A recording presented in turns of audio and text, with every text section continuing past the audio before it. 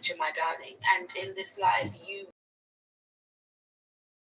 tune on your MC. Some of you can have a Capricorn MC. Some of you can have a Virgo MC. Mercury on your MC. So you are supposed to be seen, like you could be viewed as very... People can't really work you out. If you've got Neptune on your MC, people can't read you. If they think you're one way, you do something to make people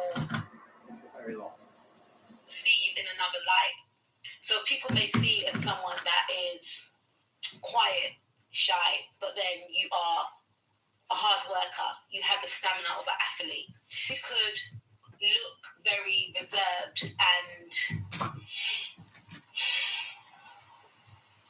serious, but when people talk to you, you're very sweet and polite. JP, you alright, mate? How are you doing? So people can't, whoever these people are, you watching the football? Especially because they're trying to come up against you, right? Lots of brandy. How are we doing? I've got a fucking sty in my eye. It's horrible. Not very nice. Oh, anyway, mate, you right?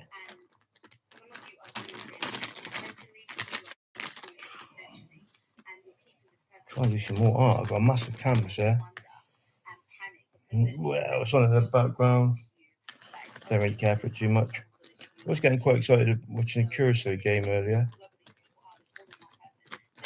Just kills time, doesn't it? Oh, excuse me. I've got a proper pencil here somewhere. Okay. Oof. Oh, fair share. Well done, mate. That's a good thing to do. That's what sort of thing I would do. Let's move that around a little bit. It's too bright, isn't it? I'll tell you what, I've been having a lot of fun with this kaleidoscope. What's it called? Filter on my phone. Oh, goodness me, with the lives. It's amazing. You can make some amazing, even just with your hands like that, sort of the shapes and the stuff that comes out with. And then, like, depending on what t-shirt you're wearing, look, I had a number one Dallas Cowboys top on earlier. And where it goes to kaleidoscope, I was making X's, stars, all sorts out of it. It was great. We've got a massive canvas here. I sprayed it gold, but I'm just thinking what to do. Maybe I'll do a massive lo-fi. I don't know. I'd like to keep the lo-fi bit like logo stencil. I suppose I could make stencil, couldn't I? It can't be that hard, can it? Stencil's perfect, isn't it? I don't want it to be unperfect. I don't know. It's just a whole world of things I could do, isn't there? I must admit, I did watch Scotland last night. I was quite pleased about that. I'm quite Scottish, so I've always liked Scotland. I'd actually, if Scotland got further than England this World Cup, I would be pretty pleased for Scotland. But like you say, it's all bollocks, isn't it? That they have no compassion, that they don't really care about people. They only want adoration, success, clout, whatever the case is. This is a person. Oh, mate. I've got an iPad, but I got it from my boss. I need to get the password for the email. That he's got his clouds, is it? You can't do fuck all about the cloud. But my old iPad I had, I bought an iPen, and that it takes a bit of getting into, but you can do much.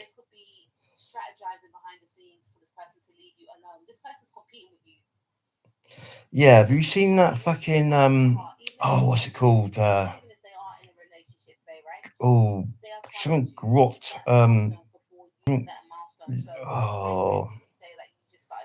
Mumble Bots, Mandelbrot. You know, and you said to them, okay, Mandelbrot. I'm thinking of the meanest person. Oh, what's it called? It's a place. They will quickly go to that place with their relationship already. Oh. So you tell you about it or text you, or if you say, oh, something Mandelbrot. my relationship. Mandelbrot. Yeah, that's awesome, isn't it? That's what I like about doing this whole fucking and with the pictures and all that and all the different stuff you get coming out of it. It's like opening up fucking portals. I swear it is. It's like because it's not normal. It's like four views all morphing into one. I can't do it on here. I don't think I can anyway. I'll tell you what. What's that? Have you seen? Well, you'll have seen it. There's that piece of artwork where you've got.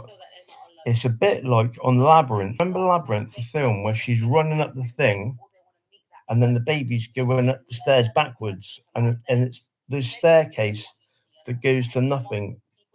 Do you know the one I'm on about? It's all connected, but it's all like going nowhere. Excuse me. But yeah, that Mandelbrot. There's sounds that go with that as well, isn't there? Hey mate, I was having a wicked stream earlier. It was just pretty much me. There's a couple of people come in. A couple of people said hello. Someone was dimensional stairs. That's it. Well, so I can't remember how or why. Mauro Picotto. Did you used to like dance music? It's like hard house, trance type of thing. Can you remember Mauro Picotto? And the spirit is closing this thing out. It's coming to an end. It's coming to an end because you have got things to do that does not concern this individual. Yeah. I always got some sneaky little fucker. Bugger. I've always got something knocking about. Not so much, mate. There's just some of the tunes, they were like proper. I'd forgotten how good they were. I was playing them last week. Yes. Here we go. Boom, boom, boom. Okay, what is it? And then that can't be right. See? Because of the AI, you can never really tell what's going on nowadays, can you? I mean, I've got a pretty good idea, I think, when I look at something. But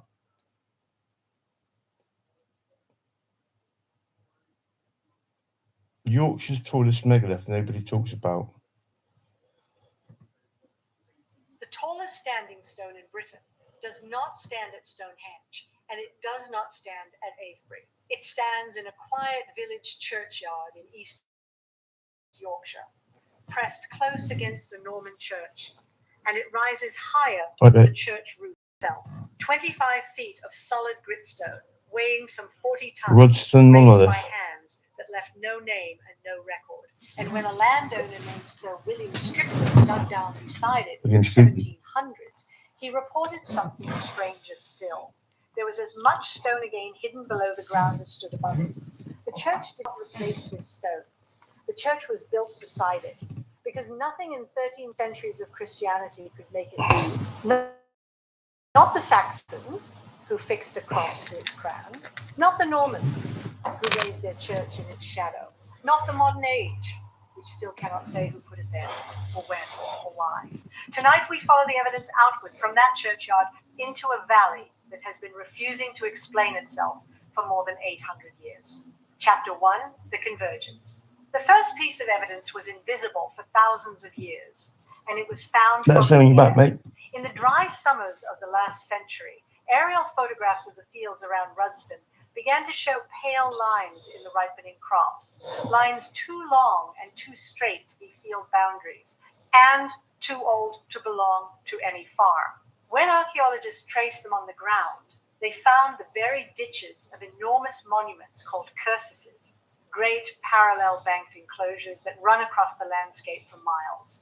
They are among the oldest large monuments ever built in Britain, older than the stones of Stonehenge, and they are among the least understood. Consider what one of them cost to make. The ditches were dug through solid chalk with picks of red deer antler, the spoil lifted out in baskets and piled into bags, yard after yard, mile after mile, by people who had no metal and no machines, only time, organization, and a reason we have never recovered. Around Rudston, there are at least 4 of them. 4 of these vast enclosures, the longest running for well over a mile and a half across the chalk, and all 4 converge on the same bend of the same small valley, the bend where the village stands today. Nowhere else in Britain does anything like this concentration exist. Stonehenge has 1 great cursus on its plain, Rudston has 4, and Rudston is a village most people in Yorkshire itself have never heard of. One of them, the cursus that follows the line of the old Waldgate Road, even changes direction partway along its length, bending in a deliberate dogleg, as if it were being steered towards something. We should be fair to the conventional reading, because All right, mate, no worries. Most archaeologists interpret cursuses as processional ways, ceremonial paths along which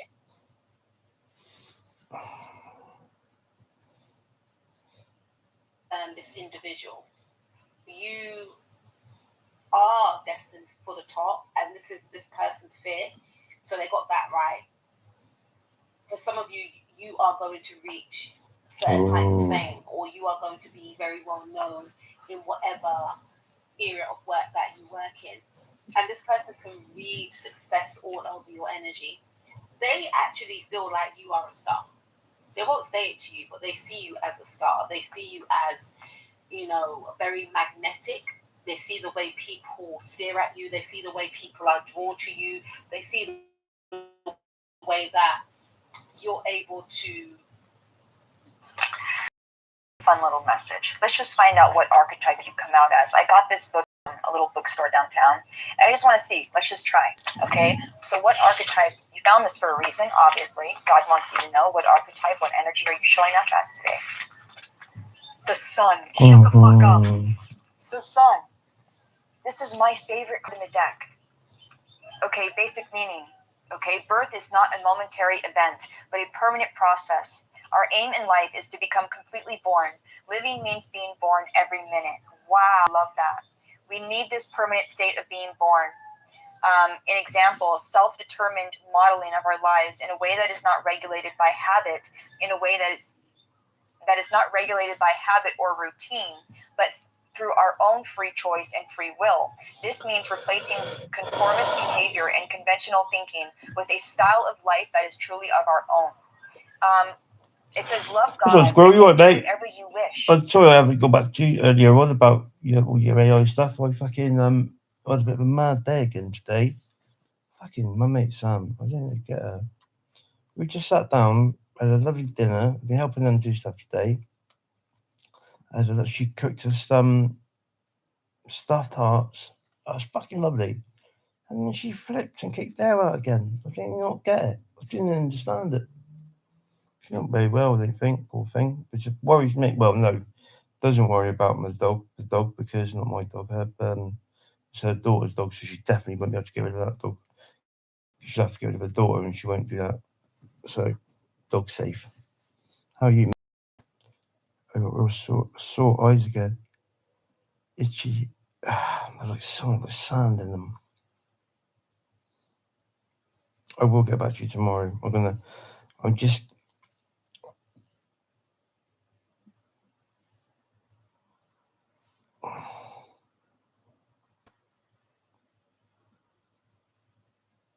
Oh, that's weird.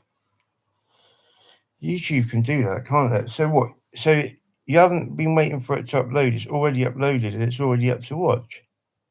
I had anything go through, but I'm on the Wi-Fi here at the moment, so it doesn't always give me the proper updates. How are you anyway? You all right, mate? I'm tired. Poor old Bumblebee's been having a bit of a shit time by the sounds of things. They were supposed to be finding her a new place. When she went to look at it, they didn't even have enough room to fit grab rails in the toilets for her to fit in the bathroom with the grab rail. So it's like, oh, are you sure it's not? It can be up, but it just won't play until the time. So like if you when you go off the quite often you use a little bit late, you can still go into the thing and talk of that while you're waiting. It might have done that. I don't know. I'm not 100% sure.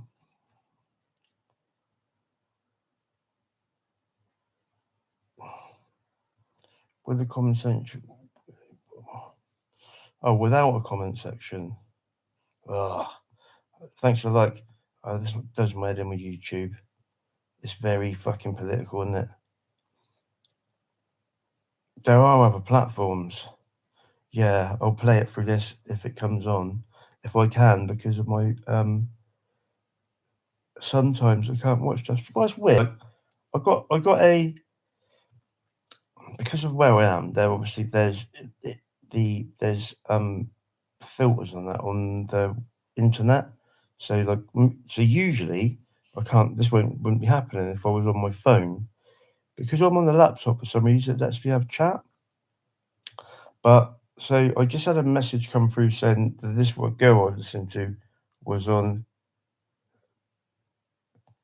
Yeah, I had. Oh, do you know that CJ person?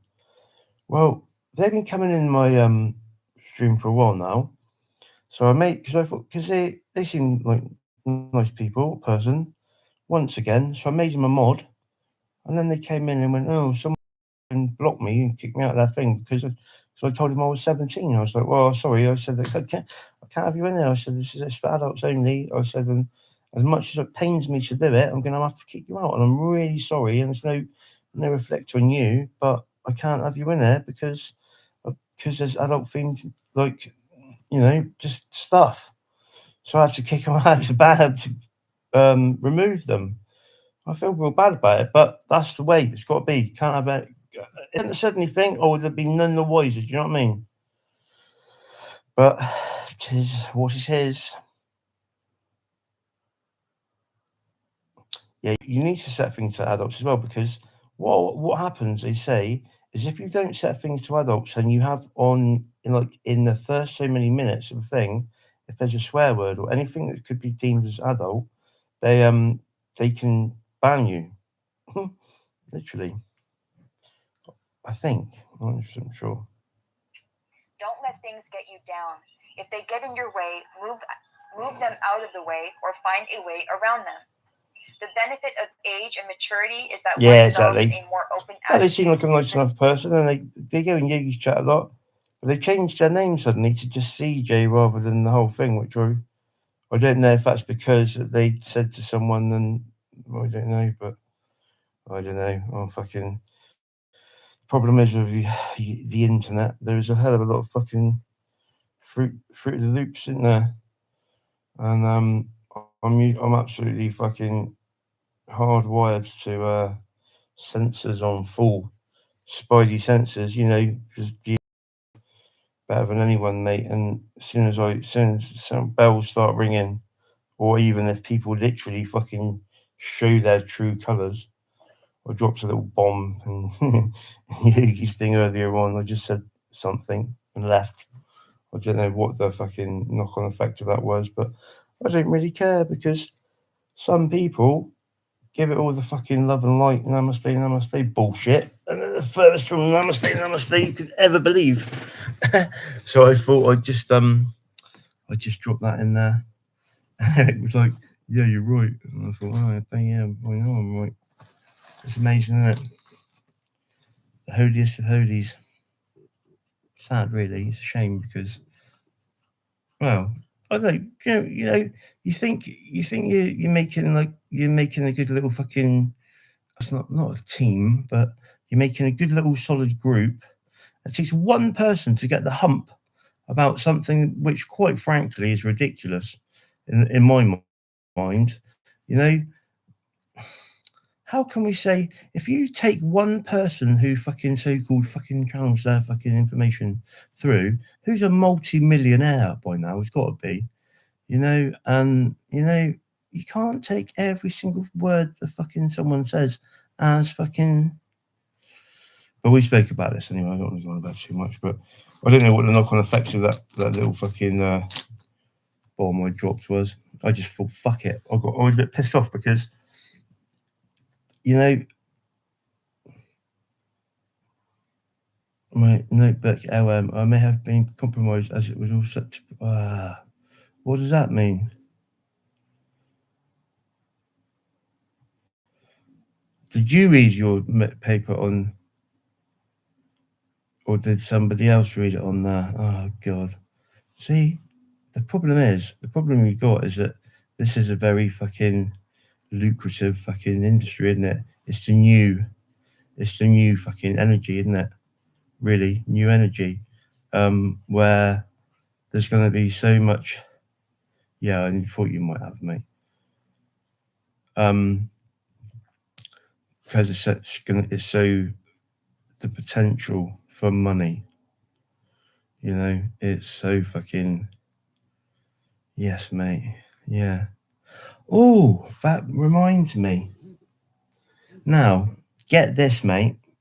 And the other thing that saddens me is that when people,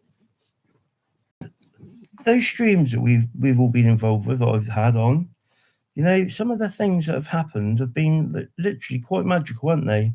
You know, and I'm not trying to blow my own trumpet because it's not just me; it's us.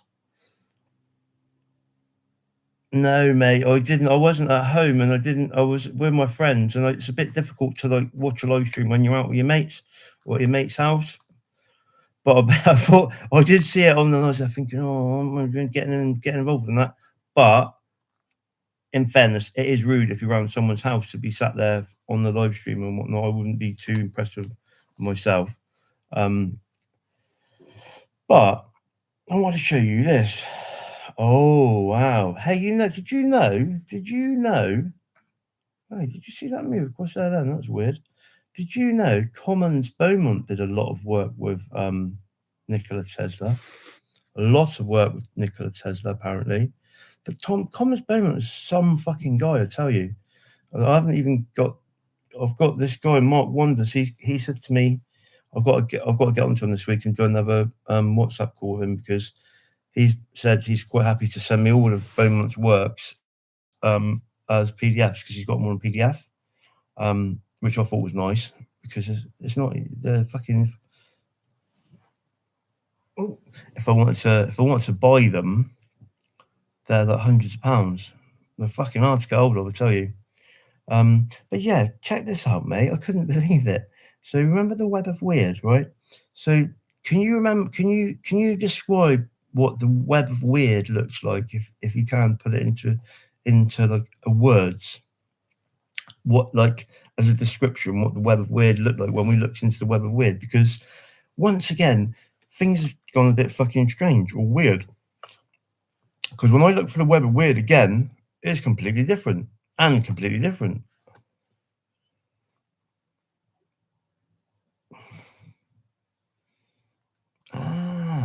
But I think he actually worked. I think he actually might have been in contact with him and spoke to him, and maybe not spoke to him. Obviously, it's a bit of a different world then. But like pen pals. What was it called when you used to write to one another? Bloody ridiculous. But never worked officially. No, but I think they conversed by a letter. So they never actually spoke. Because on the correspondence, wow. See, how can it be that you can forget such an important word? You know, I remember my dad. My mum was a really top typist. She went to school and everything. She was a typist and learned all that stuff really fast. But then my dad got a when we used to do football, my dad used to do the write-ups for football, and he bought an electric typewriter. And I remember even that was quite fucking advanced back then. But yeah, it's a different world, isn't it? Responding in converse. Yeah, I like it. But yeah, so the web of weird. Check this out. I couldn't believe it. I was like, what? Hang on a minute. I thought, you've got to see this, but you literally just left the live stream when I found it, and I was like, oh my god, I don't believe it. The web of weird got weirder and weirder. The web of weird. Here we go. You're gonna like this. Images. See, that's why I still haven't seen your bloody staff. There we go, straight away. I still haven't seen your staff yet. So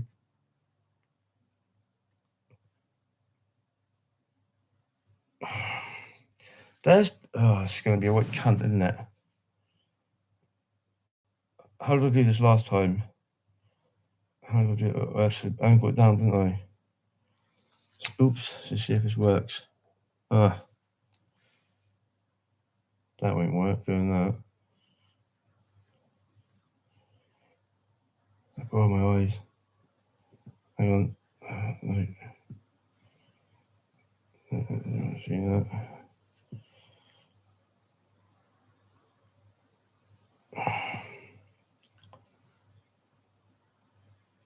Right.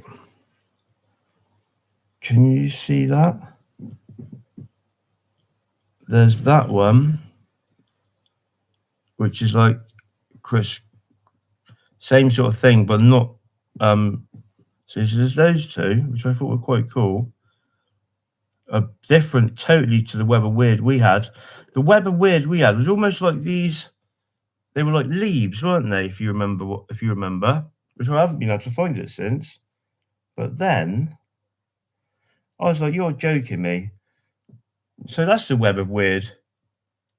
And what's that? It's the tri-art. It's not the actual tri-art. It's what the base what turned into my tri-art thing, the mind, body, and soul thing on the painting I've done with the 3 leaves. But that one's got 3, 6. You've got the Vesica Pisces times 3, but then you've got an inner Vesica Pisces. That's the web. That's a web of weird pendant. And I was like, so it's just these interlocking. Do you see that?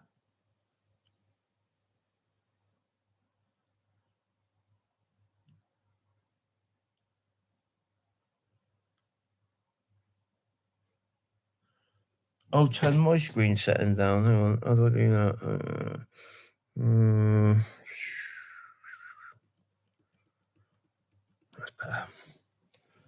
Yeah, there you go. The web of weird. How bizarre is that? How bizarre. All right, mate.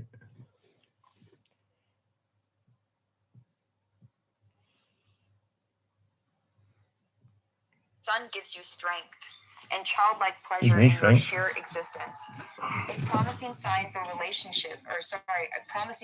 partnerships as well. The more, the merrier. This is possible when it has room to develop and each partner gets his or her fair share of the sun. So be aware of illusion and superficiality and protect yourself against them. Wow. The sun symbolizes daily renewal, light, and warmth. Our sunny spot is wherever we can say with full conviction, this is where it's at. The way of the sun, as well as the way of human consciousness, are characterized by creative, multifaceted growth and development. So,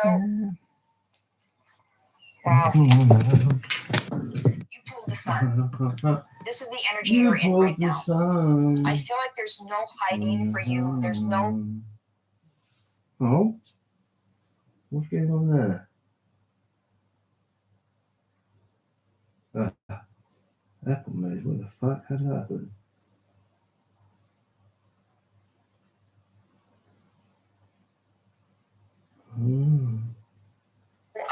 Conforming. There's no dimming your light. I feel like you're living your most authentic way possible right now. Your most authentic life.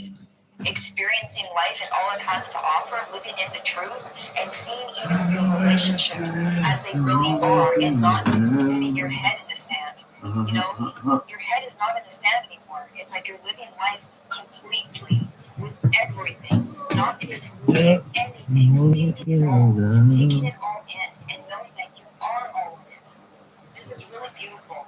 You're in manifestor mode as well, you guys. Okay, so I feel like with the sun energy, you are able to manifest a lot easier because you see things clearer. You're in a more positive attitude, and you see everyone around you more clear. So I just feel like this is your time. This is your time to shine. You're coming out as the sun today. Shall we get one? Get one. Wow, that came up really fucking quick, and it was the Page of Swords with the Ten of Pentacles. I can't believe this. And what is on the bottom? The world. The world. The world with the deck. What came out? Page of Swords, and it says, Page of Swords embody curiosity and keen sight. Embrace your inquisitive nature and sharp intellect as you explore new ideas and uncover hidden truths. The sun, right? So you're uncovering hidden truths with the Page of Swords. You guys, I am going to get a quick message from your future self. What does your future self want you? Hidden truths. The sun, right? So you're uncovering hidden truths with the Page of Swords. And with the Ten of Pentacles, it talks about enduring wealth and familial legacy. Embrace this time of prosperity and stability, celebrating the success and security that enrich your life. I can't. So I just feel like there's some new ideas coming in here, you guys. And you're about to experience and uncover hidden truths and things you have not experienced before. And I feel like you are here to leave a legacy. With the Page of Swords and the Ten of Pentacles, it's like there's an idea you have that just goes all the way. Okay? There's something here that gets stirred up inside of you, and you take it all the way, and you leave a legacy with it. You have an idea that you will leave a legacy with, okay? And with the sun coming out with the very first thing, I just feel like Spirit is shining a light on these things. Love shine a light in every corner of my heart. When it says uncovered, you're uncovering a hidden truth here. The sun is exposure. You're exposing lies. Sunday as well. Still in Sunday. Expressing the truth and showing everyone the truth and what authenticity looks like. But there's specifically, you guys, there's an idea you have or something is what God is bringing up. Specifically an idea that you have been thinking about as of lately. Like, oh, that would be an idea for a good business or an idea for something, right? To leave a mark in this world somehow. And Spirit is saying there's a reason why this is on your heart. Follow it. Follow it, follow it, follow it. You are meant to leave a mark in this world. The world card. And also what I want to say is a cycle, right? Closing out. And I feel like some of you have been noticing and realizing the truth about some family members as well. Okay? And this cycle is closing out of having to uncover hidden truths about family members even that you didn't know about. All of this is coming to a closure. It's coming to an end where you can finally be free enough and free enough to not dim your light anymore, not one more time, and leave a legacy, leave a mark on this world. That's what you're doing right now. So there's a cycle closing out here, or that has closed out. I'm feeling a closure, okay? Of trying to understand family members. I feel like someone here is just going to leave it where it is and accept people where they are, okay? And stop trying to change or heal people around them. There's an acceptance here, a closure, okay, of an acceptance and moving forward and moving on to your legacy. I feel like you could have been helping people so much that it was taking away time from yourself and leaving your own mark, okay? So there's a closure here, and there's a major legacy that you will be leaving. This is a short message, but I just wanted to, just get one. And I just pulled one card from here, and it says transformation. Okay? Transformation. Things are changing in your life. There's a closure here. Okay? A major closure and a major change. This is your message, you guys. I just split it on 3 of Pentacles. I'm going to stop pulling cards. This is happening in the physical, though, by the way. I just want to say, I pulled 2 more cards.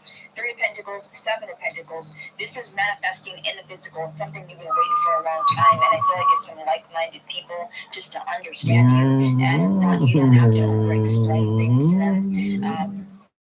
I feel like you have some soul tribe coming in here, okay? And I feel like these people as well are going to help you shift. again and help you maybe. I'm just getting someone you're trying to understand their family. Oh, no, you don't want to do that.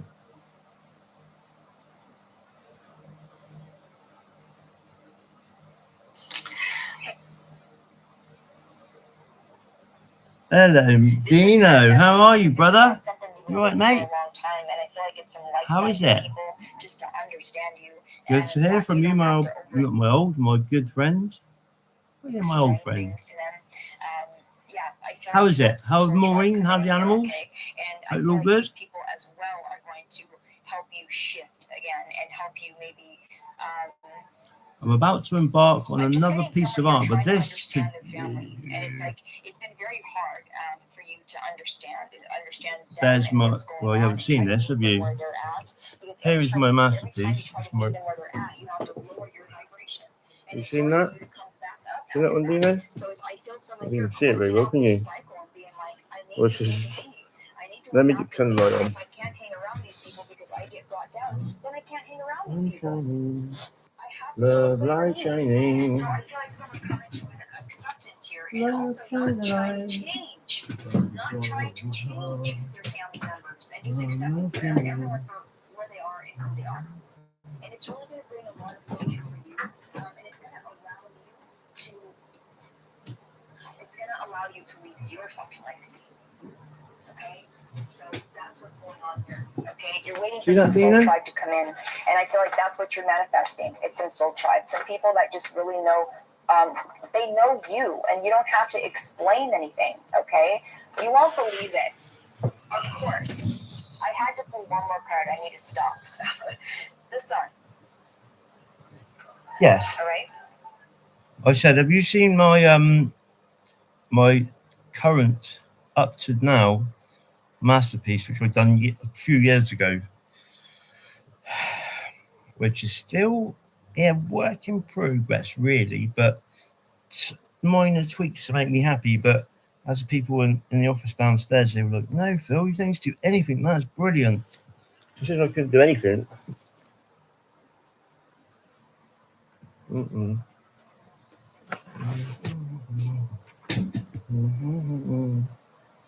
The angels. That is a reproduction of, I can't remember their fucking name, and it's a Renaissance artist. I've seen it in the book, and it's because in the top of the picture here, there, that thing, that's what I saw when I was 18. Yeah, so I've got my hands on. Oh, it's all going a bit fucking bananas there. That's better. I got my hands on this, so I sprayed it gold. You can't really see the magnitude of this big old canvas, which I'm embarking on doing something with, but I haven't really. I was going to do a dragon, but I've done a dragon. I don't think I need to do another dragon, really. I could do. But I'm thinking this whole web of weird thing is massive, mate. That painting,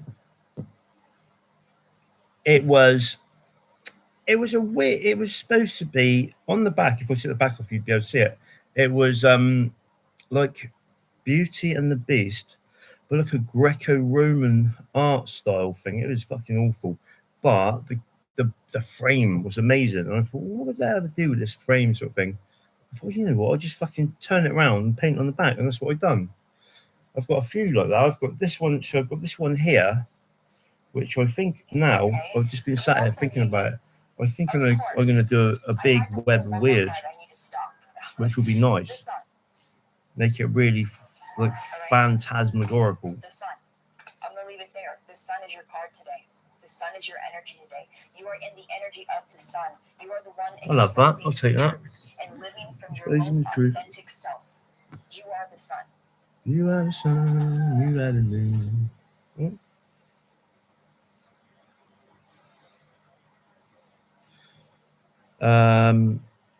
Squirrel apparently has got a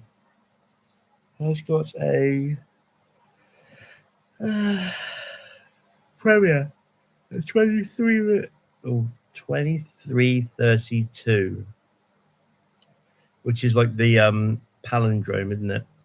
It's like not 11:11, but like as close to 24-hour 11:11 type thing.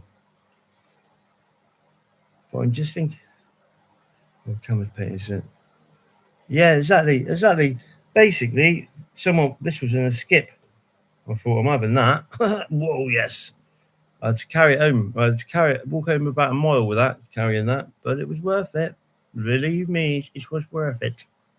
And everyone, because it actually had a really nice. It was one of those like someone's taken a photo and had it printed on the canvas, and it was a yes, mate, exactly. Well, that's what this whole try art thing came about, because I thought to myself, wouldn't it be cool if you could interlock 3 8s? So an 8 that way, an 8 that way, and an 8 that way. And then I was talking to Miss Blipper, and she was like, "Oh yeah," she said. So I tried it, and then I put it through. I know you don't like it, Dino, but sometimes it can help with like logos and stuff like that, because when you're making a logo nowadays, I mean, most logos aren't. Back in the day, everything was hand done, and that's why I like doing my hand painted, hand done stuff, because people like it. You know, people don't really do this shit anymore. But when it comes to making this logo, I typed it into the fucking one of the AI bots, and it created something I would never have thought of doing, and I really liked it, and I thought, yeah, I'd like that. But then I'd done my own one, and it went. Was never. Well, I'll show you, Dino. I shall show you, my friend. Anyway, how's Maureen and dog?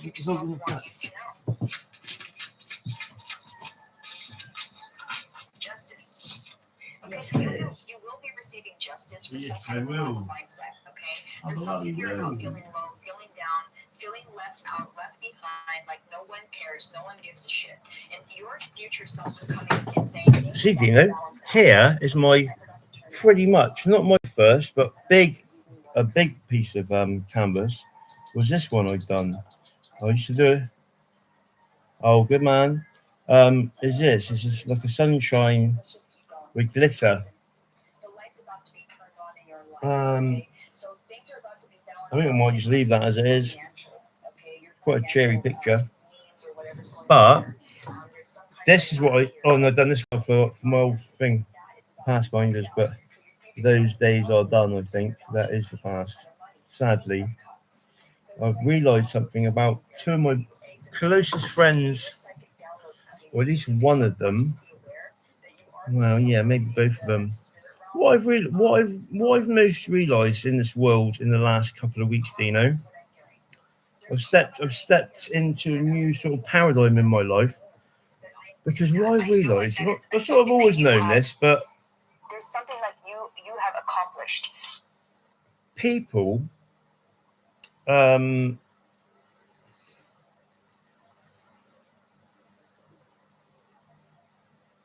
people, AET. What does that mean? Is able to release all tensions. AET. Not sure what that means. Art, you mean? Do you mean art? Yes, brother. And I'm very lucky, because like where I'm living now, yeah, forget that now. Where I'm living now, the manager, she's a lefty, so she has. If she knew my real views, not the moment. Well, I don't think my real views are bad, but she might not be quite so. No, I don't think she likes me, and she really loves the art, and she's like embraced this whole thing I wanted to do on Patreon with the try art thing, which I will do. But like with anything, when you got fucking ADHD and that, you try and do too many things, and you don't end up getting any of it done.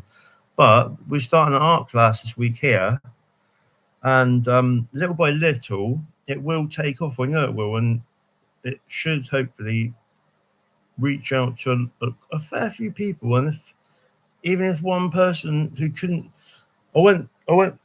For, I don't know if you saw my short. I went for a meeting on Thursday, quite an important one. And when I was there, I went out. Someone stood outside with the other lad I went with. He went in first. When I stood outside. I heard I could hear the raven. I thought, that's a fucking raven right in the middle of the town. I thought, no, you're joking me. Anyway, just sat there, and this raven went 3 times. I thought, yes, ravens were puffing. And then when I went outside again, and there's a whole family of ravens in this tree, and there's loads of them. I thought, oh, wow, this is a bloody great sign. I'm taking this as a good sign. And it was a good sign. It was a good meeting. Didn't go exactly how I wished, but you've got to be positive, and the positives are immense, and it will help me in the long run. I've just got to just hold tight. It's another 6 months, and think how quickly 6 months goes now. So quickly. And in all honesty, in those 6 months, if I was to really fucking pull my finger out my ass, I could get myself on track properly. Like you said, find out about these nature ways of overcoming these things. It's just the cost really at the moment, but I will get there. So where was I on this whole blag? I do go on, but yeah. So the point I was making that when I got back from the meeting, I said to the lad, exactly 6 months since 6 months since New Year, but 6 months since I had my fucking big fucking fallout with the fucking world, on January the 8th. So it's gone that. So it's already 6 months since I fucking tried to fucking say goodbye, which I didn't do very well, did I? The world's worst dickhead. Anyway, what I'm making is, I said to the lad, do you like art? What you like art? He goes, oh, I'm shit at art. He goes, I can't even draw stick man. I thought, wow, what a fucking, you know what? That is my absolute goal, is to get him. Oh, sorry to hear that. I hope, well, a lot of stuff can happen in 6 months, And you know what? I know it's fucking hips and that are dodgy, aren't they? But I send my love to Maureen and my wishing of healing, and I will do some sort of thing in a bit on my hip when I get off of there. Remind me. That was my fucking key to get him to come to this thing board, because he's like, oh, I can't even draw a stick man, and that's my story.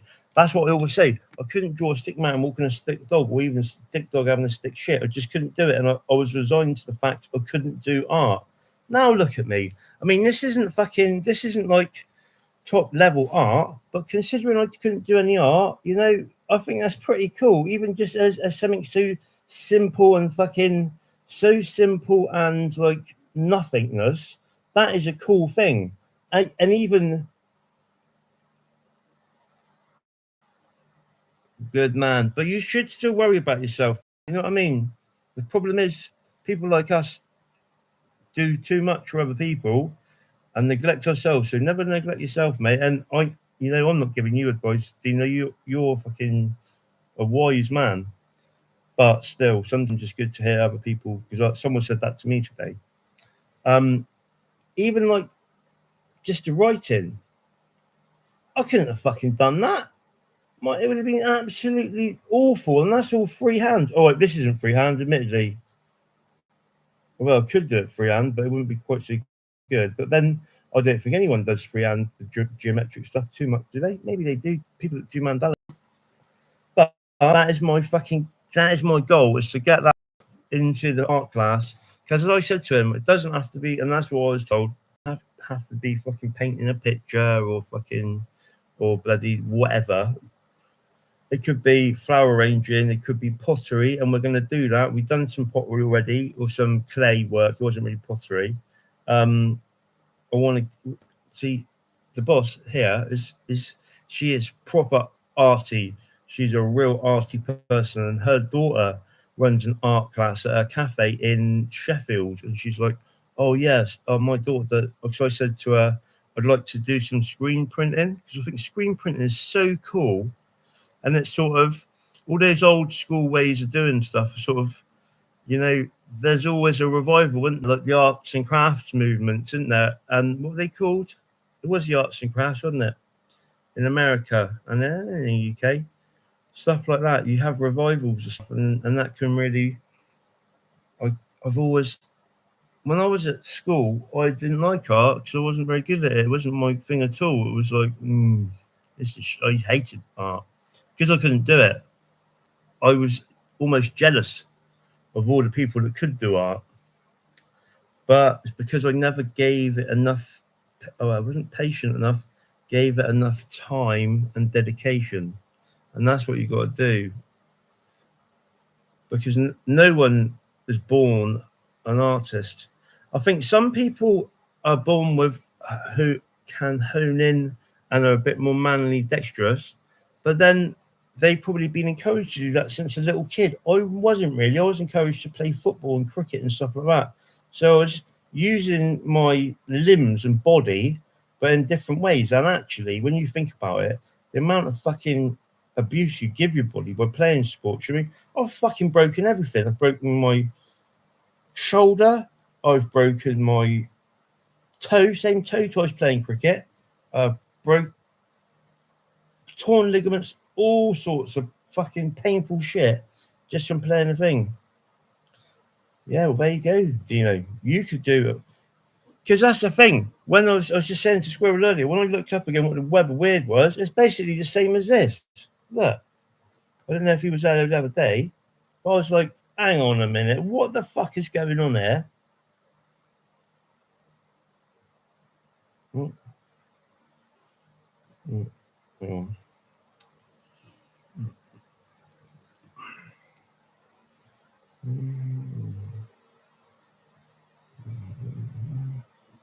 That's the web of weird look, do you know? Now, what is that? If it's not that, but with another 3 prongs coming out of it, look. I can't get this backwards, though. See what I mean? Oh my god! You know what? Sometimes it is just a bloody trick just to do stuff like this. You see, you got the three trefoil trefoil in the middle. Then I've got coming out of each one. I've got another like a thingy with each one, and then I have the web of weird. So I think that is what this big canvas is going to be. A big web of weird. Because that's cool, isn't it? Or, if not that,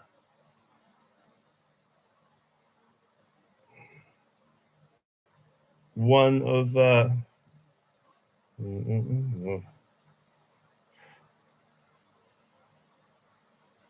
one of those two. Oh, yeah, either that one. I like that one. I think that's really cool. Or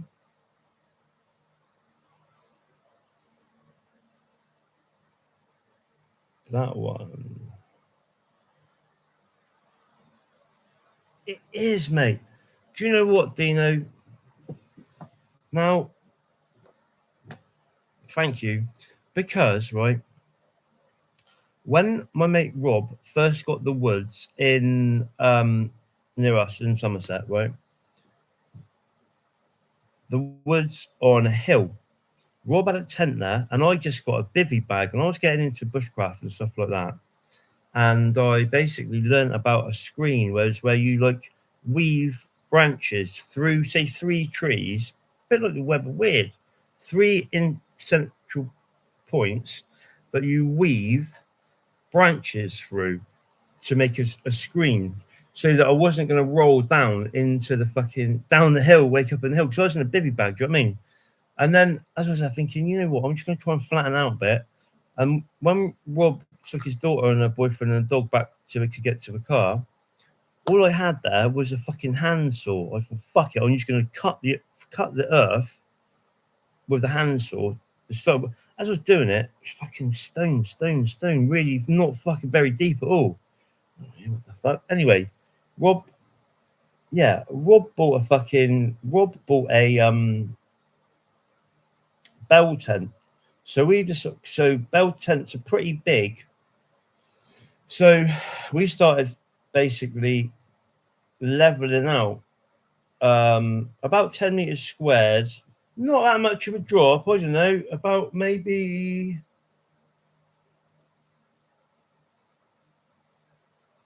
a meter. I think what's it called? Come on, Phil. Gradient.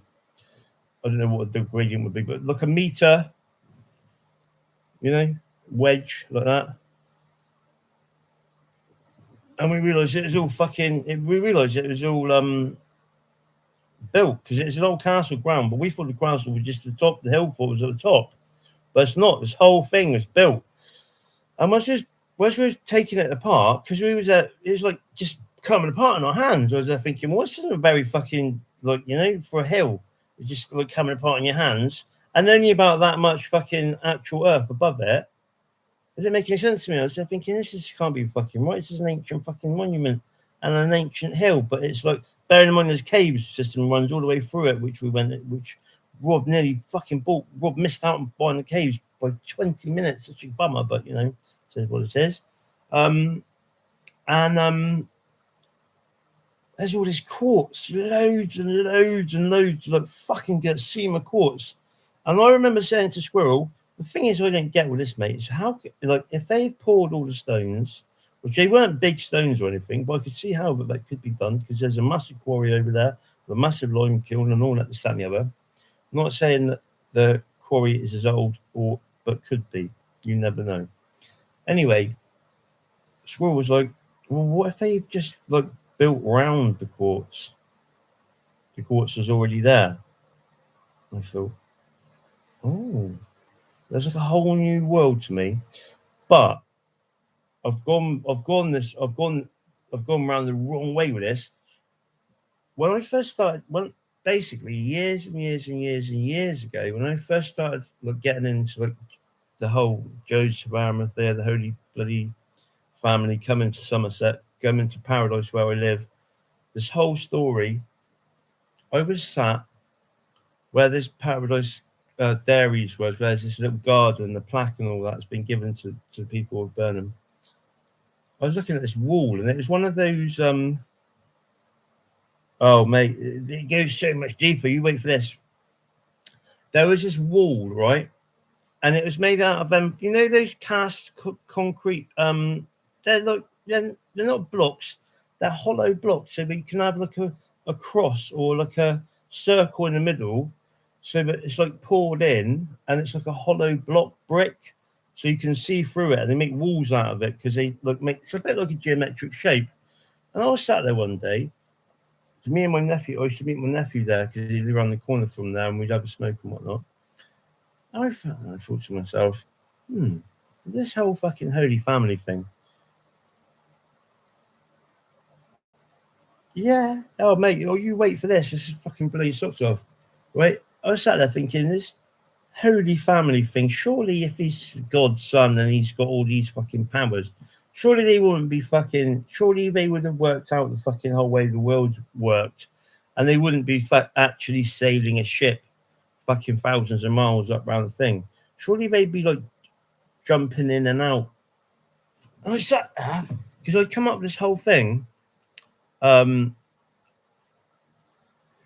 This guy, William Henry, who I've actually spoken to on about 3 or 4 different occasions on a Zoom call, and he was like my biggest supporter until I started fucking realizing a few things about that whole group of people. I was watching this video. It was called "The Secrets of Sion," about Sion Hill, which is what I call Brent Knoll, which is what Grandma. Anyway, he was talking about Renaissance art. That's how I ended up painting that for all this, weirdly. This whole bloody thing all loops in on the web weird. In this thing, in this Renaissance art thing, I was sat on the toilet at my dad's house, right? And I often do my best thinking and that sat on the toilet, and I was sat there watching this thing. Because in my bathroom there was the house was a bit weird. It was like this extension onto extension. So there's a long hallway, and there's a bathroom, and there's like a window, like a frosted glass window. Never really quite understood it, but maybe it's just to let light into the hallway a bit, because there was not really a lot of light getting in there otherwise. Anyway, the fucking floor in this Renaissance art picture, I'll never ever forget it, mate. It was the flooring in my bathroom. This mosaic floor of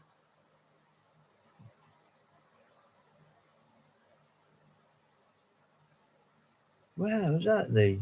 But see, just all these things make me think, like, I have to question everything. And I think to myself,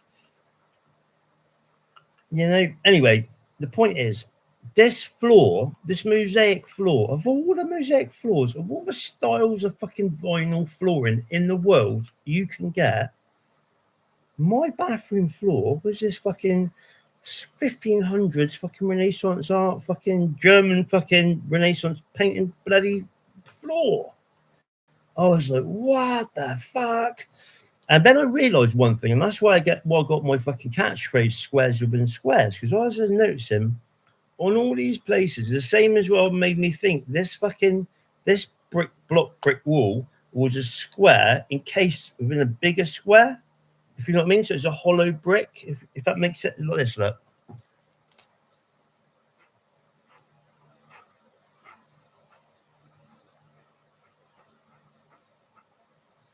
Like that.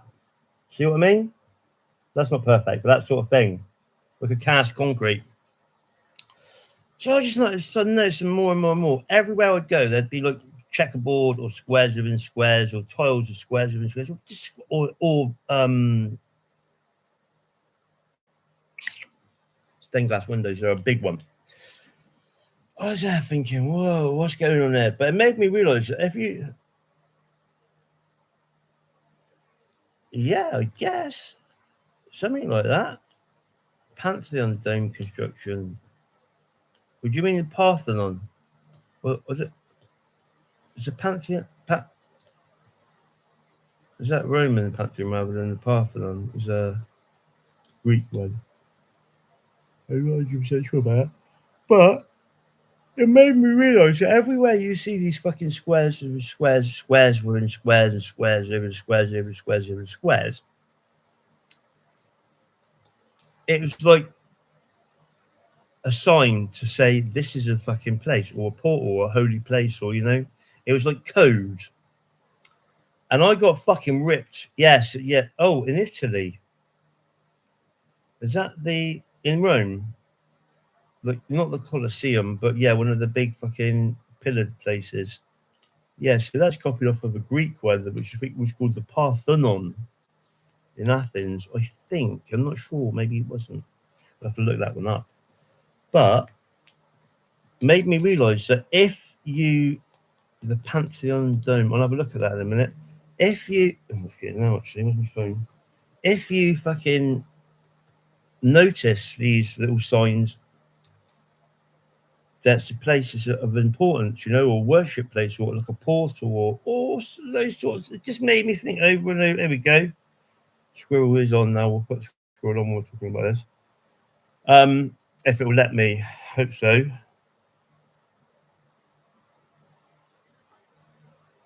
Yeah, I've spoken to London about this a lot. If you will, that you are standing in the center of a massive, echoing room. Like a giant empty warehouse. Yeah, exactly. Just a huge empty space.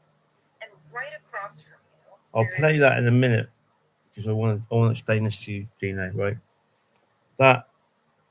So this whole idea, squares within squares, and the weird one was when we were talking, I've been going on about squares within squares, and my mate's fucking not Rob, but my other mate, just taking the piss out of me really every time.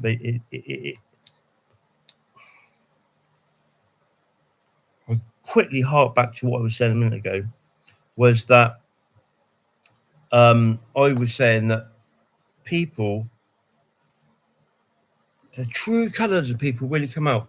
If you say something about something that they hold in the highest regard, and they live in this fantasy world of, like I was saying about the British Empire, people fucking bang on about the British Empire, and all I think about the British Empire is just the rich looking after the rich, don't give a fuck about anyone else, murder, rape, pillage, the whole lot, like all empires, like Rome.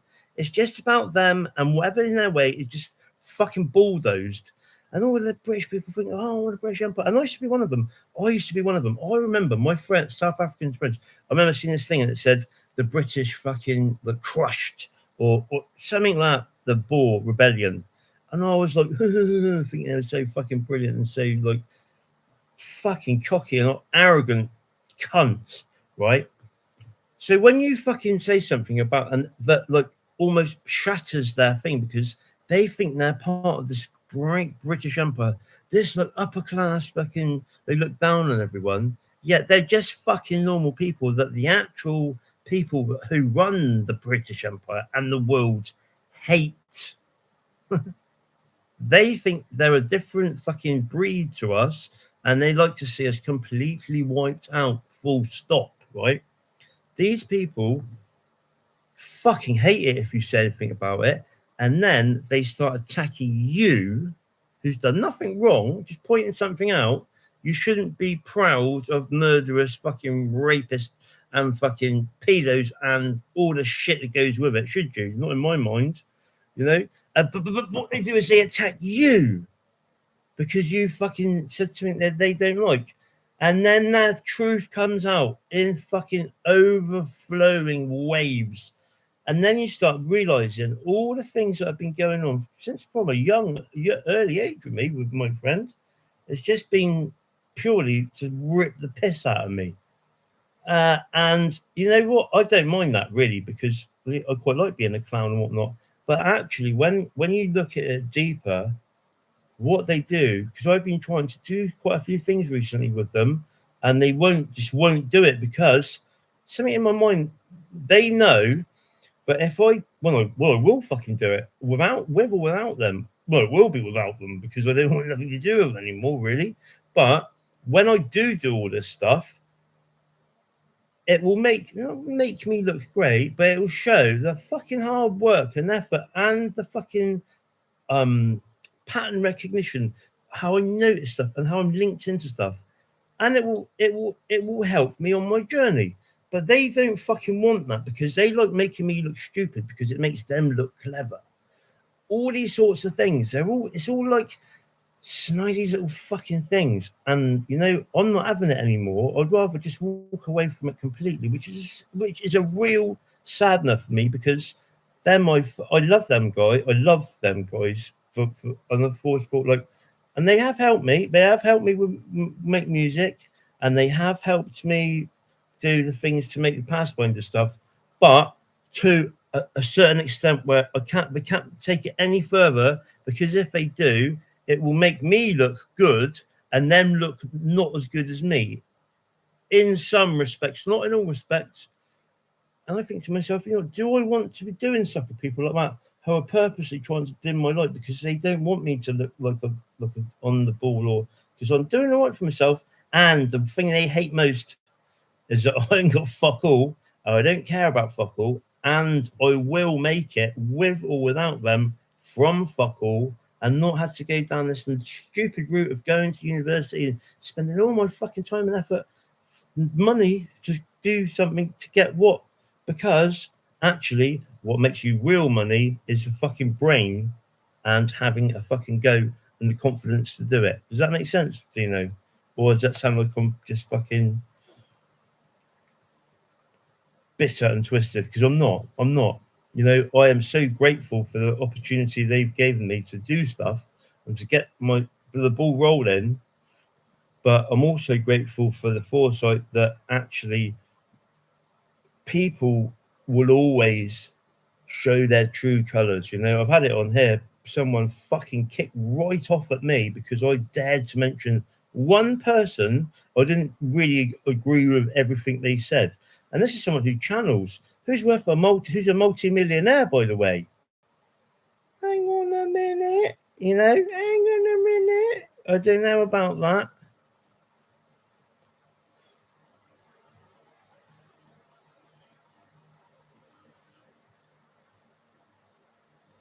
Yes, mate.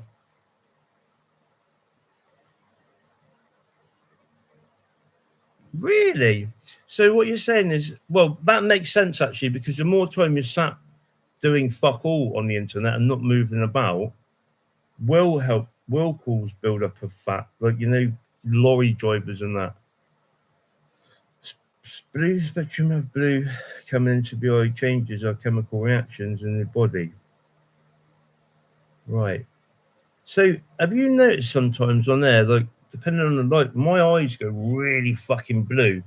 It depends on the fucking lights that are going on, but they've gone real blue lately. Yes, interesting. And that's all from, yeah, because do you know what? Usually I have a blue light blockers. I have it on the lowest thing and different things, because I do spend a lot of time on my phone, but then I do also try and get out and about as much. And then, you know, another really interesting thing is you shouldn't ever wear sunglasses. I've been told, I've heard, and I believe that. And the same with sunblock and everything else. You know what I mean? Sunglasses are really bad for you. Your eyes, the sun ain't fucking you. It might be a bit bright. Okay, when you're driving and the sun's at a certain height, it is hard to see. Then maybe it's a case of sunglasses, but you shouldn't wear sunglasses and you shouldn't use fucking sunblock. And I could get all sorts of people go, oh, that's just stupid, you're ridiculous, saying that you can cause people to get cancer. Well, I'll tell you what, you know, but most of the people that have got skin cancer have got skin cancer because they've used sunblock, not because they haven't. There you go, it's another story. Anyway, so go back to what I was saying about the fucking what you said about it's like the fucking internet changes, the web changes stuff. So I'm going on about squares within squares within squares, an overlay of squares within squares. No, I don't blame you, mate. Well, get this, Dino. When I typed in the definition of the matrix, I couldn't believe my eyes. It said, and it's changed since it said the matrix is basically an overlaying or a concentric overlaying of squares over squares over squares over squares. I was like, you're fucking kidding me. So basically, my squares within squares, little fucking silly little fucking theory, is actually basically what the matrix is. Because I've known for a long time that the matrix or the fabric is called the weft, and the weft is basically this, like the web of weird, over and over of like a yarn. You know what a weft is? The spinning weft of the spinning wheel. Ariadne spins the spinning wheel of the golden weft, and the weft, that's what's like layer upon layer overlaid of the whole fabric of life is like that. And you're supposed to walk away from it. And that's what the other day we was on a live stream. The squirrel sent me this link to this fucking thing, and then within the first 3 seconds, hello, thank you very much. First three, there you go. There's a weft there. Look with the hashtag. The first 3 seconds of the fucking of the thing was Simon Parks, who was he was the person that first said to me, when they say to you when you die, come to the light, don't go to the light, turn around and walk away from the light as fast as you can and go, I want to go back to my fucking, I want to go home, like the Wizard of Oz. I want to go back to my soul family, I want to go back to source.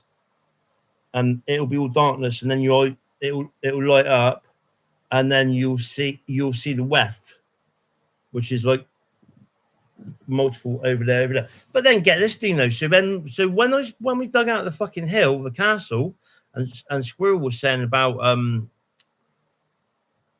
the quartz. Yeah, what we said earlier about an antenna. And then what Paul Cook, everything Paul said about fucking liquid stones, and I said to Graham I mentioned Graham Hancock video, and he was saying about, oh yeah, well we definitely. There you go. I'm glad you did. Graham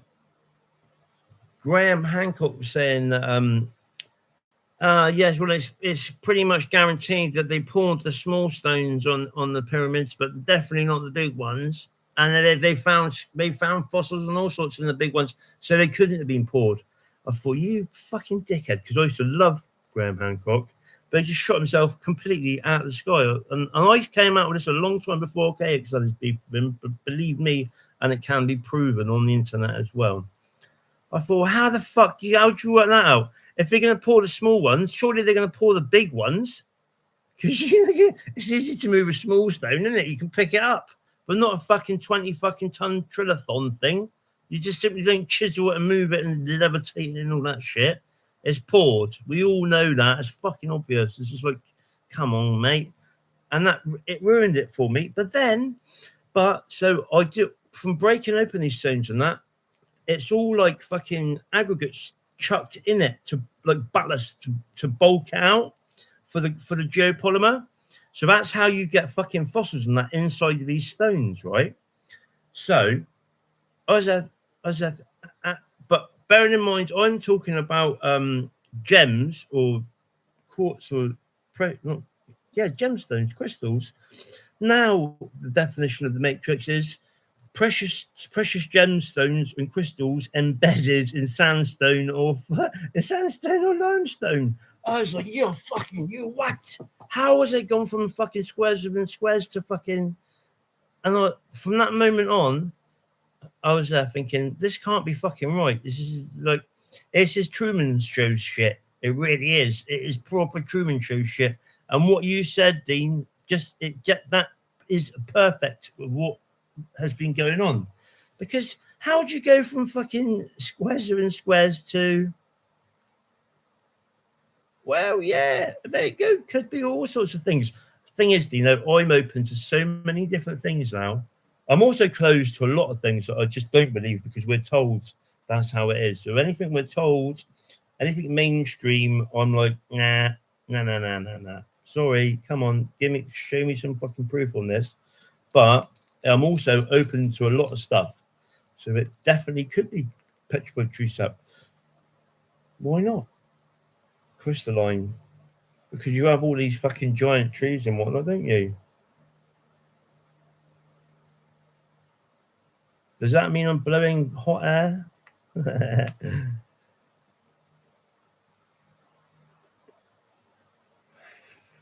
Question everything. Take nothing for granted. Trust no one. Exactly. Only trust yourself. And I heard a great bit of advice from you might have heard of him actually, Dino, down there. He's called Robert Bruce. He wrote the new version of psychic self-defense. And they asked him what, because he's very in touch with the spirit world and the spirit realms and that. And they said, what's the one thing you can, one piece of advice you can take from the spirit realm? He said, one thing I got told is unless you physically know something, like I physically know that I took that fucking by hand, and some of it was harder than others, by chisel and a bolster, chisel and a lump hammer or a sledgehammer. Took that 10 square meters apart and it was full of quartz. I know that. I physically know that, so no one can take that away from me. But unless you physically know something, don't waste your time. Don't waste any time or effort in arguing about it, because you're pissing up a rope. Because if you cannot prove 100% fact, then it's just wasting your time and everybody else's time. But most importantly, it's your time you're wasting. So you just put your efforts into stuff that you know and you can prove. That's why I like Paul Cook. There are things about Paul Cook I'm not so impressed with, but I've noticed that on the longest journey that you can tell people stuff and they will never say, hats off to Phil Phil and OT from Somerset, for pointing this out to me. They never fucking do. Whereas me, I always will, because that just solidifies my fucking honesty and my my integrity. Because I'm not trying to take all the fucking plaudits. I do want to take. I do want to have respect for the stuff I have come up with myself. But when other people have put like Squirrel, like I said about Squirrel earlier on, I will always say, thanks to them, and I have done when I've gone to places. I said, hats off to Paul Cook for putting on to this, but they never throw it back. And then in some cases, as someone I don't really know them, so I can't really moan about it too much. But I told them something that they didn't have a fucking Scooby-Doo about. And rather than saying, "Oh, one of my viewers, or one of the collective told me about this," they said they channeled it. I mean, I thought, well, fuck off. Then, because I told them that's what they still call them in Turkey to this day. And an old Turkish person told me. I thought, you know what? That's just blown you out of the water, really. You can't you shouldn't be doing that, should you? If you're making a living from like psychic and channeling and stuff, you shouldn't be saying I channeled something when somebody told you, and they got receipts. I'm not going to make a big thing out about it, but it did make me a little bit sad because I was like loving to hear.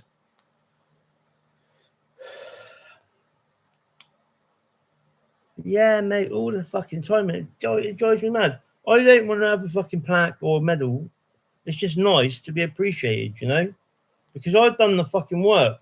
I've dug the fucking ground out by hand, or I've fucking spent absolutely at least 10 years, an hour a day, hard fucking learning about all this stuff from all different sides of the fucking spectrum. Do you know what I mean?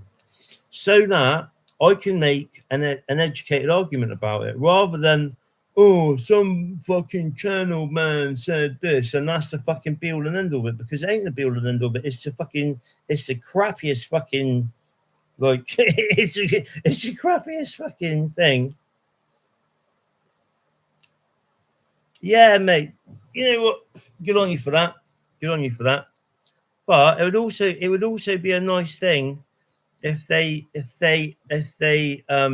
showed some respect when they do copy your stuff, because in all fairness, when it comes to art and stuff, most people have like they might see a kind of a thing they like, and they'd like to recreate it in their own way, like I've done for this. But I can't remember the fucking name of the artist, but I will find out. A Renaissance artist. But I will tell everyone, I didn't come up with another brainstorm to do that. That is my version of it. But then when I do my stuff, my stuff I do is pretty much my stuff, because I've only got a level of artistic skill. So thank you, mate. Thank you very much. I can only do stuff to a degree of finesse, because I'm still very much a baby when it comes to art. Luckily, because I've got right into it, and because people have like really no worries, bro. Because I've had a lot of people like my stuff.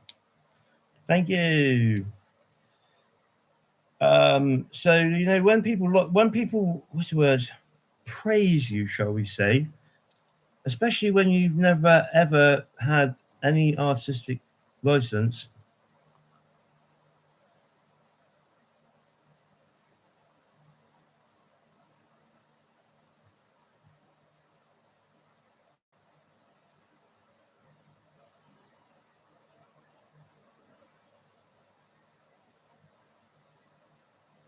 exactly, Dina. There's all sorts of things that you've got to ask yourself.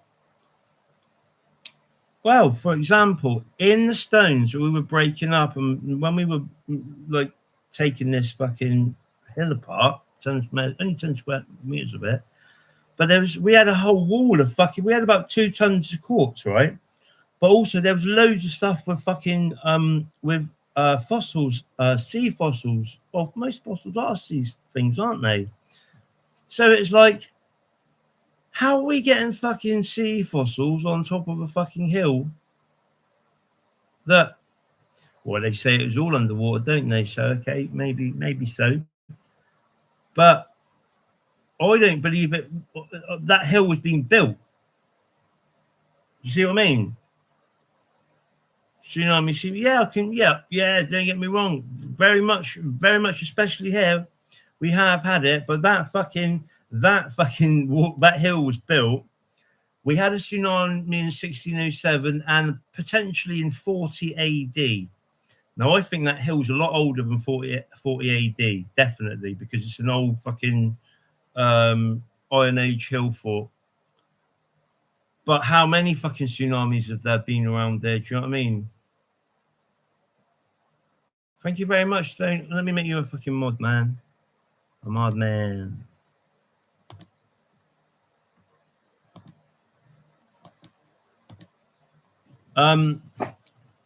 How many tsunamis have there been? Nobody fucking knows today. But one way you can find that is the layers on the fucking core, drilling and that, isn't there? But when it comes to a hill that's blatantly being fucking built, and I fucking guarantee you that, we've done it by hand. So that's why I can argue the fucking toss. I can argue the toss till the fucking sun is fucking the moon, because I've fucking done it, and I can take you there, and I can show you all the geology and all that shit. I don't need. There's no argument in my mind. The argument is, A, why the fuck is the matrix gone from squares within squares to gemstones encased in sandstone or limestone? That doesn't make any sense to me whatsoever. So all the stuff that's been going on, you've been in my streams lately, and it's bizarre randomness, like the web of weird. I had no fucking. I'd heard. No, I didn't actually. Hey, do you know? Sorry, Stony. Do I call you Stony? Stony. Actually, you know, there's a great place in it. There's a few places near me called Stony.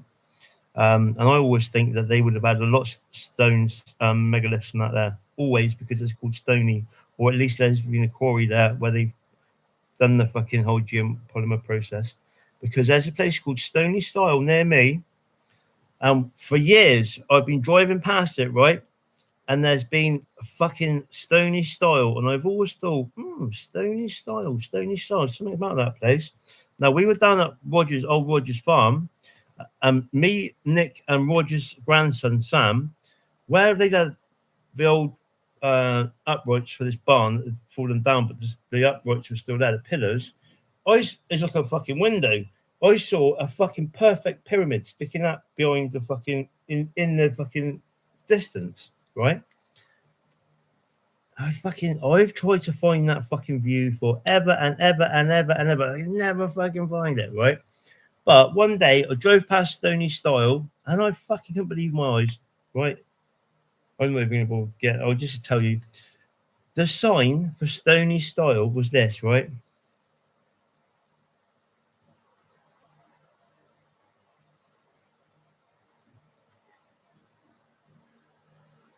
Two hills, right?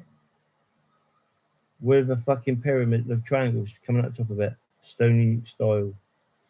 I was like, wow, fucking Stony Style, there it is. So I know there's a pyramid there in the distance somewhere, and there's loads around our way because they're conical, but this one's like perfect.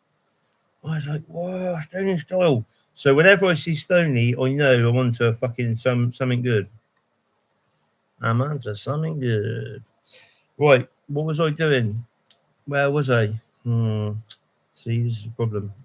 I'm trying to fucking remember anything I'm talking about. What was I talking about? Dean, boys. What are you talking about? Matrix, wasn't it? What else was it? Oh god, it's hard work fucking trying to remember stuff sometimes. Where was I? Oh, Dino. Dino! I tell you what, sometimes life is brilliant. You know what, Brother Bear? How far away from you are you from Lake Taupo, Dino? Taupo. Please tell me you're not far from Lake Taupo.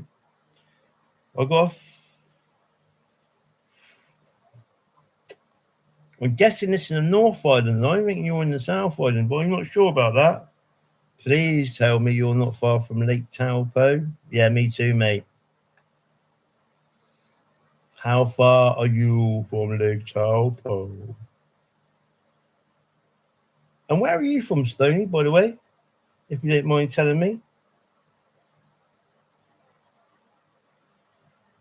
Because I've forgotten. This is one thing I've got to get done before I start doing my fucking one. Ooh, hang on a minute. Oh, this is a bloody good idea I have. Here we go. Here we go. What's on this one, sir? And but you are in the North Island, yeah?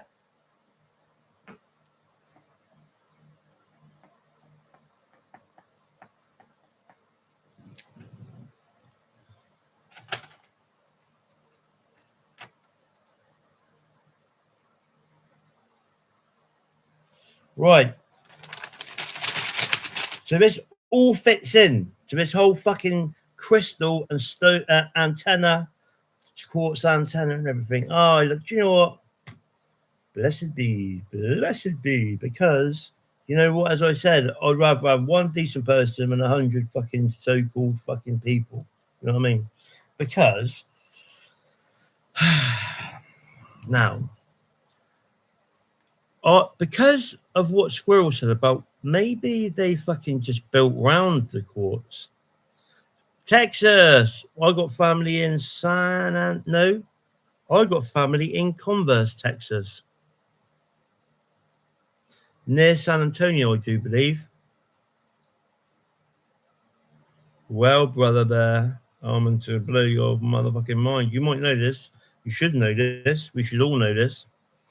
So, remember I said what Squirrel said about maybe they encased it. So, I said to Paul about it.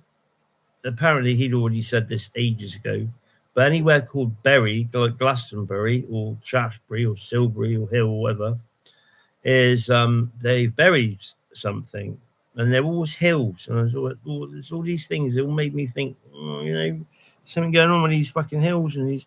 Well, this woman called Ashayana Dean, who is a very fucking wise lady, who's got has got the well of fucking knowledge like you would never believe one person could ever have, and she's either the world's best bullshitter, best actress, the fastest brain, and can come up with stuff off the top of her head, and remember stuff and have the best memory in the world, or she actually knows this shit, or she's had this embedded into her because she's got too much knowledge, if you know what I mean. And she's too easy. You can ask her anything, and she'll like blah, blah, blah, blah, blah, blah. Every now and again she might get a number round the wrong way, and then she'll like, oh, hang on a minute, but fucking hell, she's only human. Well, she started saying this is what made me think that. Thank you. This is what made me think. This is what made me think that I was onto something with this, because where we live in Somerset is we've got all these weird fucking hills, and they're not fucking normal. It's the same as in America. They got them all over America, these conical fucking mounds, but they're like, it's been proved that Silbury Hill is the largest conical step pyramid in Europe. So it made me think, well, hang on, there's fucking loads around there. absolutely loads around there, not just Silbury Hill. All around where I live, there's fucking hundreds of them. Well, maybe not hundreds, but there's a lot between point A to where I live on the coast. There's say 50 at least. Now, if they're not called berry, they're called burra. Borouh, which is the same as berry. Burra, berry, burra, burra, burra, burra, burra. Right? She says, slap bang in the middle of Stargate 11, which she says is in the Vale of Pusey, or within the environments of Stonehenge, but not Stonehenge itself at all. It's completely not Stonehenge, but it's about 15 miles from Stonehenge, maybe 20 miles tops. And Q site, which is like the control panel, shall we say, of the Stargate, which is in Ireland, are a number of fucking things called pylon crystals, which are huge, like multi-story fucking building height size crystal pylon crystals that basically were put in place to stop a kind of like attack on the energetic frequency grid of the world and to protect the portals and stargates, but they fucking subverted it and they twisted it up so it created a fucking phantom matrix, they call it. But the important thing is that she said that these pylon crystals slap bang in between Q Site 11, which is in Ireland, and Stonehenge. So we'll just say Stonehenge because it'd be easier to pick up on the thing, right? Yes, they are. They are. So my name's Phil, which means love, and my surname's Lock, and there's these Lovelock caves, and they literally, they were giants, they were massive, and they had red hair, which everyone fucking going on about this, that, and the other. Well, they all had fucking red hair, these giants, which is a weird thing. And in New Zealand, they had giants with red hair. But I could go on to a fucking whole new world of stuff with these mounds in America, but they're the same thing. Some of those mounds, do you know what? 95% of the mound stuff and all the mound workings and all these things in America have been completely fucking smashed to smithereens for railroads, for fucking canals, for highways, for cities and all stuff. If you want to see, I'll put it on here actually. If you want to watch a fantastic and fascinating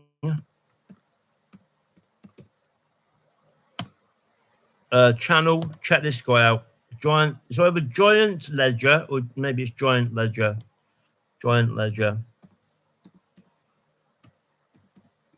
Fascinating. And he's an English guy, but his work runs alongside my work, which is why I was getting fucking piped up earlier on, because when I do the video for it, there can be no fucking question that this is the same people here in Somerset with art mounds that I've found off the top of my head that no one else has ever mentioned ever as the ones over there. And not only is it a golf course, it was also a military site with a firing range, everything else, and even it was National Guard. It was a National Guard site. It's called the Mound Builders Club in Newark, Ohio. Yeah, mate. Oh, but shit goes on all about Stonehenge and all that. Oh shit! Hang on, what's going on there? Right, right. So she said there's all these pylon crystals, and I fucking realised from digging out the hill, finding this one hill's full of quartz, started making me think, you know what? This is a fucking real thing. All of these hills are buried, encased, pyramid encasing these fucking pylon crystals. I am absolutely fucking 100% sure of it. So this brings me on to this map. So I got this map of the Earth chakras. Can you see that? The Earth chakras, right? And the stargates, right? Now,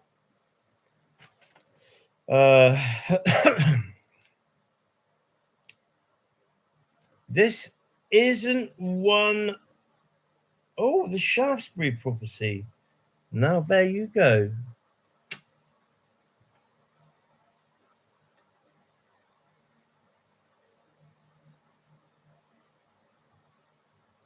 Yes, brother. I can see that. I can see that, mate. So this is a little bit off of what she says, but I haven't heard this guy, Robert Coon, but I have heard of the name, and I'm glad I did. Shaftesbury prophecy. Now they say Shaftesbury, but I believe it's Silbury Hill, because as the amazing fucking what's his name, Tom Brooks. I don't know if you've. I'll have to send that to you, Dina. You've got to watch it, mate. This guy is the fucking Don. He is my hero above all other people in the world ever. This man's like me. He's noticed these things and he put it to fucking pen to paper. He plotted his own fucking British Isles and he plotted every single stone circle and sacred spot across the whole of the British Isles. And then the alignments are something fantastic and amazing. But not only that, Silbury Hill is the epicenter of the whole fucking lot. Now, this is saying Shaftesbury. Now, I'll have to look into this into a minute. Spears of Destiny, the Shaftesbury Prophecy by Robert Coon. Yeah, I fucking love that, man. You know what? And he lived in Somerset. And I'm so sad. Oh yeah, man. We got one here in Glastonbury, but then he's saying also the third eye. No fixed location is currently at Glastonbury, Shaftesbury, but I believe it's Silbury Hill, and I think Tom Brooks has actually shown that better than anyone from the fucking work he's done. Let me just put it on there. Actually, called. Let me find out what it is. You've got to check this guy out. It's a series of small. It's like a 6-part, 10-minute series. The man needs to be fucking praised. Should be posthumously knighted. He was one of the best of the best. Let me find it. Let me find that fucking Giant's Ledger thing as well for you, because all this stuff's connected. You know, not enough people know about this stuff, and the more people that know about it, the absolute better, as far as I'm concerned. Giant Ledger, that's it. Do apologise. Yeah, at the Giant Ledger. So check them out. Brilliant work. English, weirdly not realised the amount of fucking stuff we've got here, because I can actually take you to somewhere exactly the same in there in England. It could be older, could be younger. We don't know.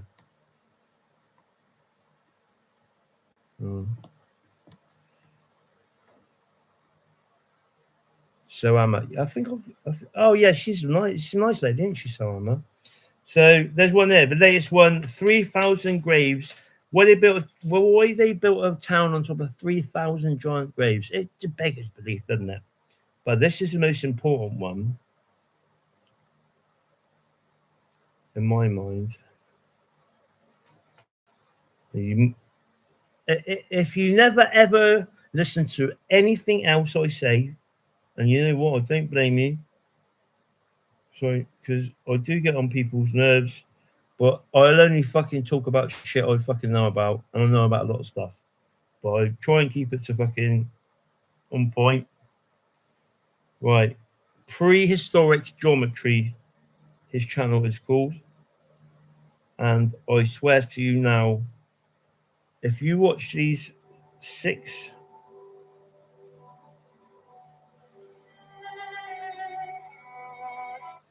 not only is he an absolute gentleman, not only is he a fucking genius, not only is he one of the most fucking seers of this world, he's got the sweetest, loveliest, calmest voice. A calm voice, which is good when you're just trying to take stuff in. Because if it's someone like me, because I got ADHD and I fucking get right into stuff, I can be a little bit fucking overpowering, and I completely understand if people can't fucking take me, because I can't take certain people. I can't listen to certain people.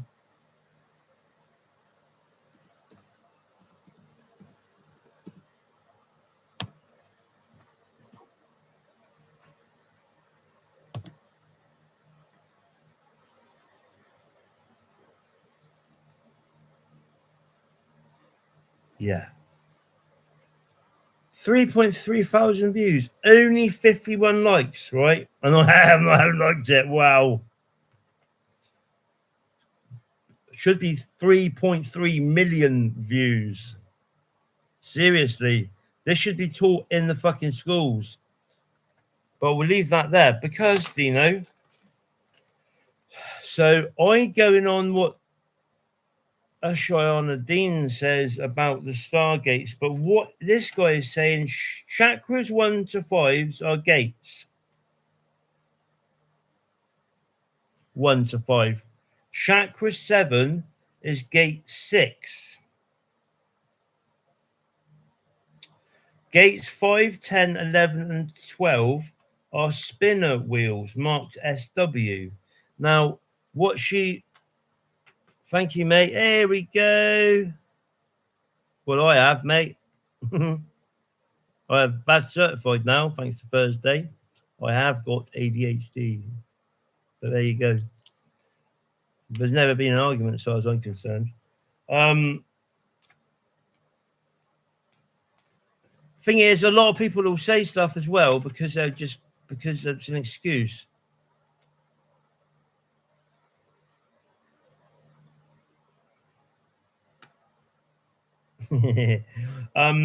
But Dino, according to this, gate 11 is Lake Taupo, New Zealand, which is why I just thought I printed this off because I wanted to put them on my Gaia picture, and I just seen it flapping like that, and I thought, Dino's here.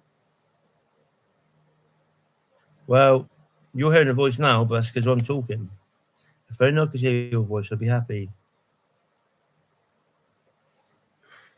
In all fairness, I have heard voices, but not like conversations. Yeah, look there, look, Dino. Number 11, Lake Taupo. Now, I've not done any research onto this person, so it might be even better than what I already knew. Because up until that point, I did know that Lake Titicaca, Mount Shasta, Glastonbury, Giza Pyramid, Mount Kailash, Uluru,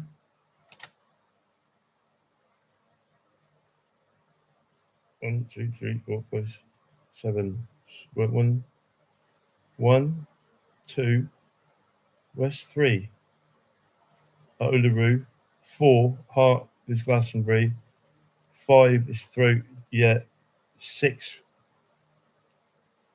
says third eye. No fixed location is. Makes sense actually. Yes, I've got to go there, mate. I've got to go there. I think I will be going there. My person's dad lives in New Zealand, and it will happen. I've got no fucking doubt in that in my mind. And if I do get to come, then I will fucking definitely come see you, Dino. I promise you that. I'd love to.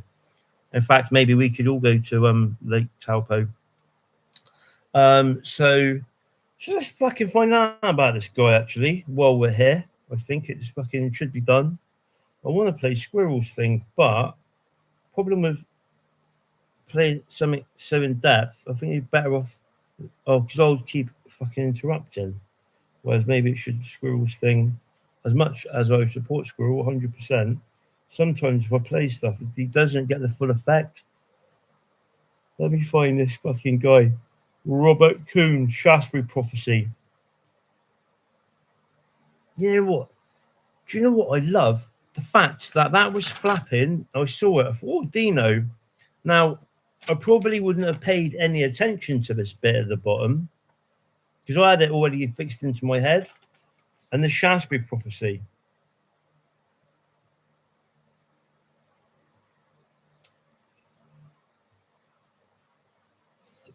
Excuse me, Robert Kuhn. Presbyterian Church. Lord Shaftesbury.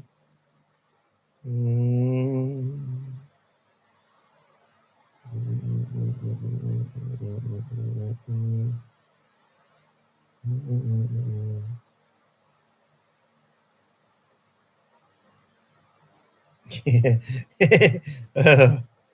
my good God. Right, fuck all that shit. Right, Shaftesbury property, Robert Coon. See, probably have fuck all on it.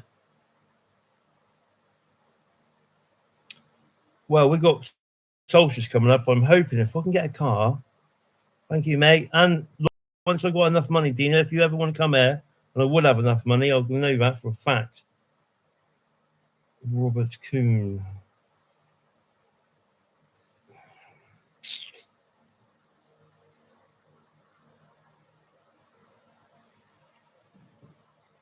There we go. What one thing, whole of YouTube, one thing. But these could be 8 chapters in this mind. On beautiful planet Earth is a conscious and vibrant living entity. Ancient civilizations revered Earth. Yeah, I gotta get my passport. I didn't want to fucking biometric one then. They often built their megalithic sacred monuments in areas they considered as Earth's highest energy vortexes. You hear that? Chakras. Structures like Stonehenge. 1 second. Let's do this a good old-fashioned way.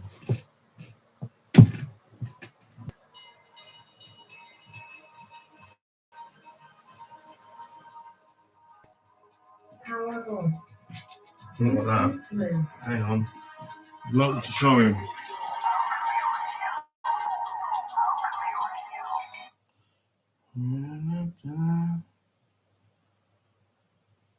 Bluetooth connected. Oh. Right. Beautiful planet Earth is a conscious and vibrant living entity. You hear that? Ancient civilizations revered Earth as sacred, and they Yes, believed mate. it to be their great Oh, mother. just type in They often built their megalithic sacred monuments in areas they considered images as from. Earth's highest I'll write it in for you. vortexes or Earth I'm just gonna make myself some new quickly. Structures like Stonehenge, the pyramids of Egypt, and Mayan, Aztec, and Incan monuments, along with many temples, churches, and pilgrimage sites, are now considered powerful energetic spots. Just as our body has 7 major chakras, so does the Earth. Energy flows through each of Earth's main chakras and makes up the spiritual body that is our world. The chakras of the Earth are connected by energy circuits called ley lines. This planetary grid system has been known and mapped for millennia.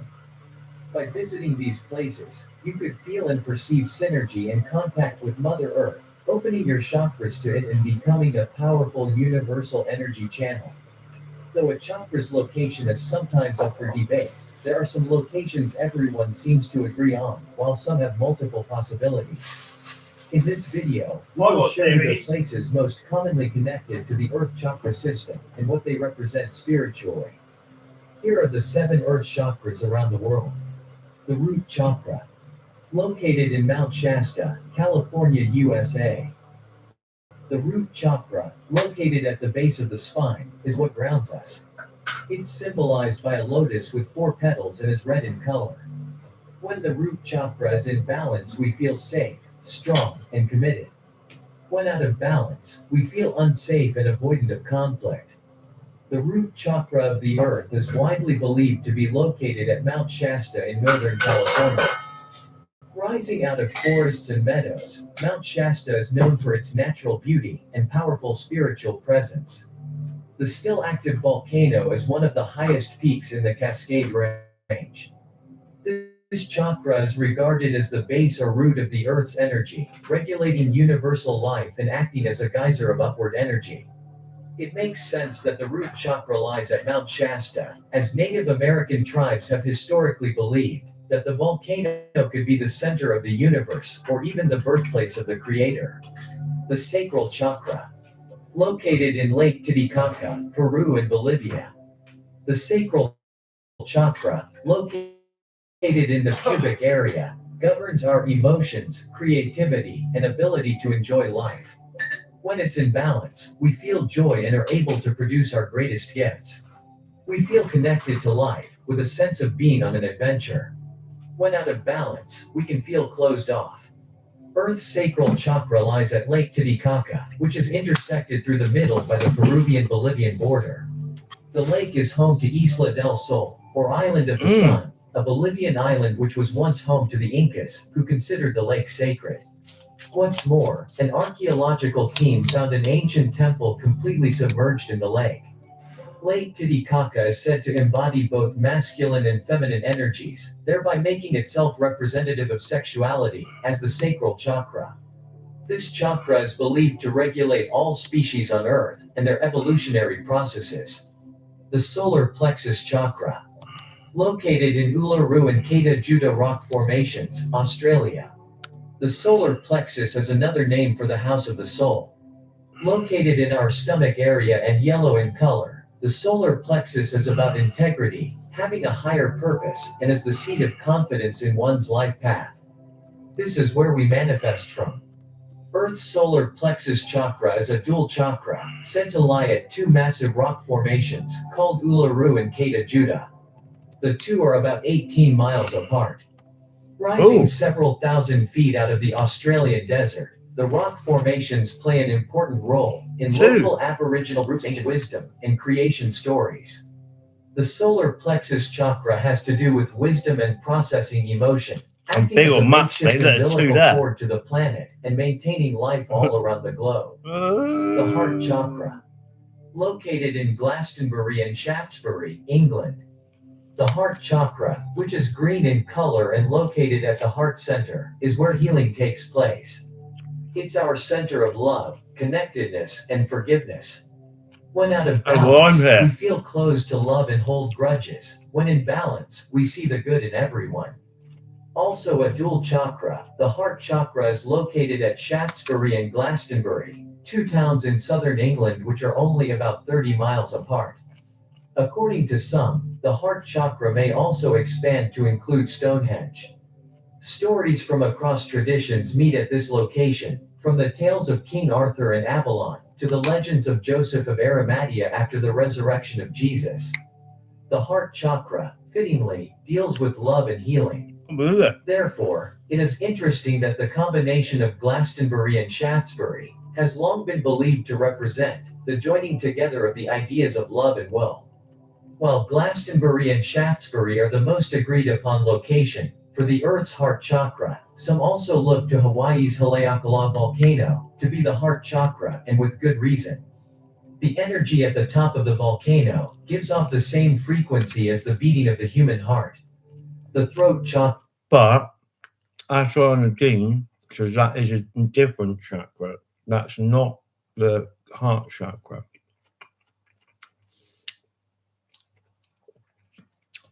It's definitely a portal and a stargate, but it doesn't mean they're the same things. This is interesting to me because I've not heard this version of it all. Located in Egypt and Israel, the light blue throat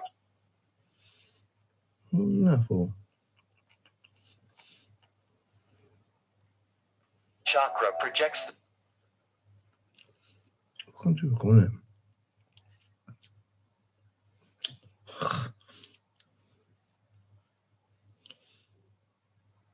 the truth outwardly, but why is that fucking doing that?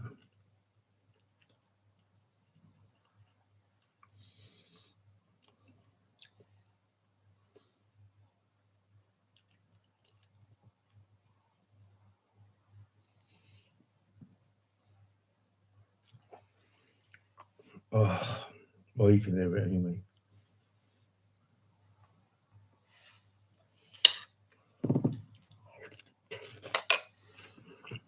also inwardly. This is where we find the confidence to speak our truth, and to express creativity without fear of judgment, or even seeking and needing approval. When in balance, we value truth for truth's sake alone. The throat chakra, too, is not just one location, but a combination of three important sites. The Great Pyramid of Giza in Egypt, Mount Sinai, also in Egypt, and Jerusalem's Mount of Olives. Two of these locations, Mount Sinai and Mount of Olives, are important places in the Bible.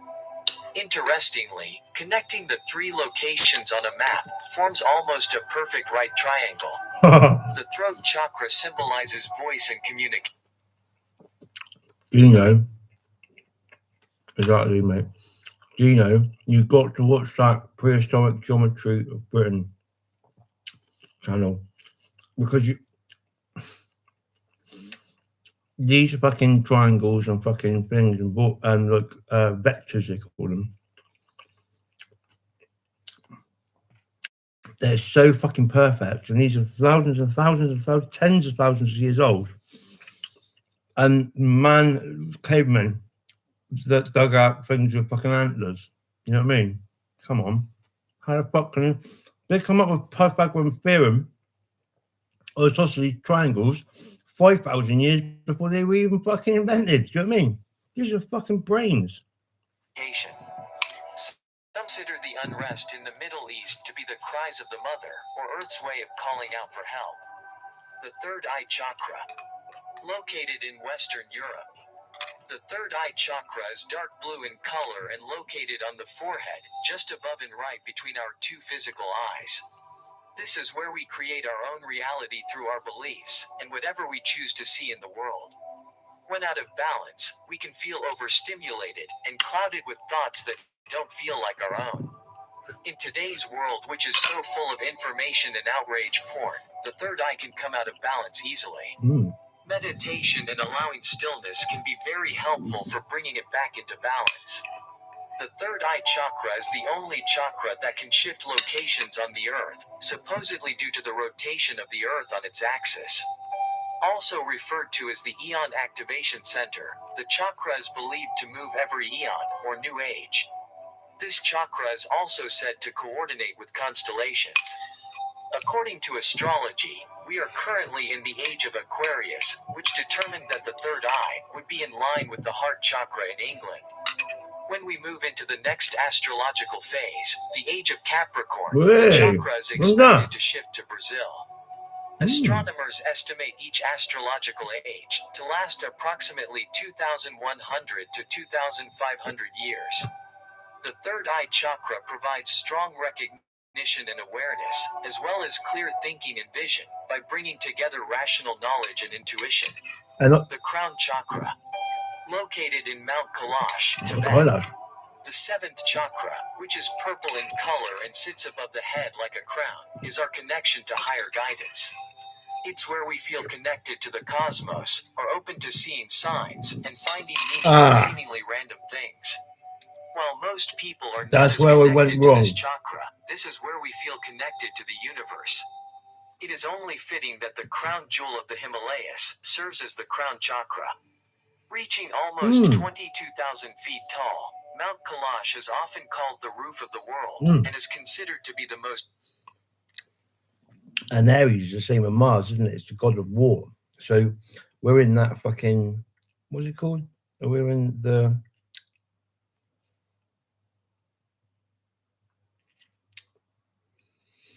can't remember what name of the age, what age it is we're in, before the next step will be back into the golden age, like the iron age, or the Kali Yuga. But I wrote I've finished playing. I should have put Spears of Destiny. The crown chakra's power lies in its spirituality. Mount Kailash serves as a powerful connector to something greater than oneself, both physically, because of its grandeur, and non-physically, because of its sacredness. So holy is the mountain to Tibetans that even attempting to climb it is considered an offense to the realm of spirituality. The highly developed consciousness by the Tibetans is a strong indicator of the energy that resides in the crown chakra of the planet. Just as our crown chakra connects our will with the divine will, Mount Kailash connects the earth to its spiritual destiny. The earth chakras are like organs that are vital to the health of the world, and to all living beings dependent upon the various environments provided by the world. Each chakra serves a different function, which is twofold. To maintain the overall global health, and to transmit and receive energy encoded with information. These were the 7 chakras of the earth. Hope you enjoyed learning about these amazing... Yeah, not really. I want to learn more. Spirit of Destiny novel trailer.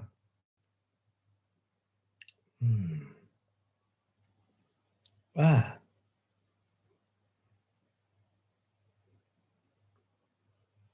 The Spirit of Destiny.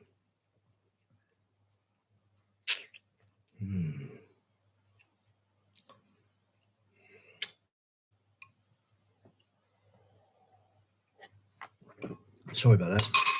It is a good start, isn't it? It's a bloody good start. Because I sort of knew about Glastonbury, I knew about. I found out about Manchester, but definitely, mate.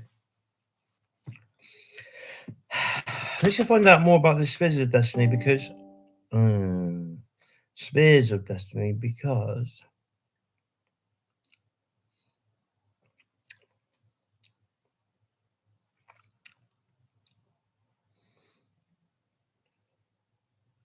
now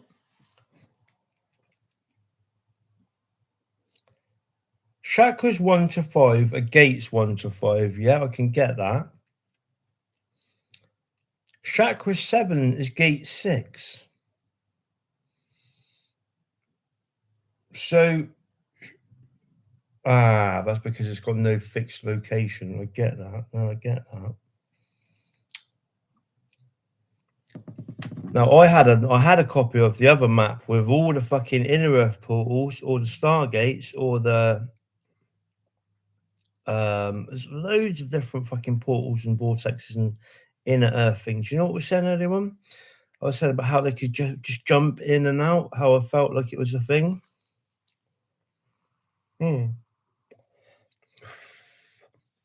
That's what I mean. That's why I think we're all like. That's why we're all connected. But that's the sad. The Spirit of Destiny. Sci-fi music. Fuck off. Why would you? Constantine. See.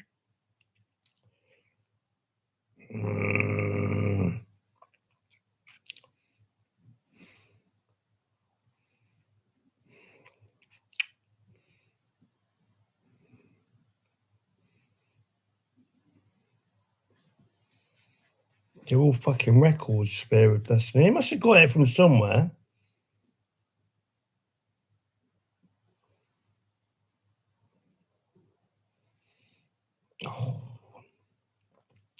It's going to take a little bit more fucking looking into than me running around there. But the point I was making is that you meet people along the way, and you think you've got an idea of, you think you like align with these people, and then one of them shows their fucking true colours.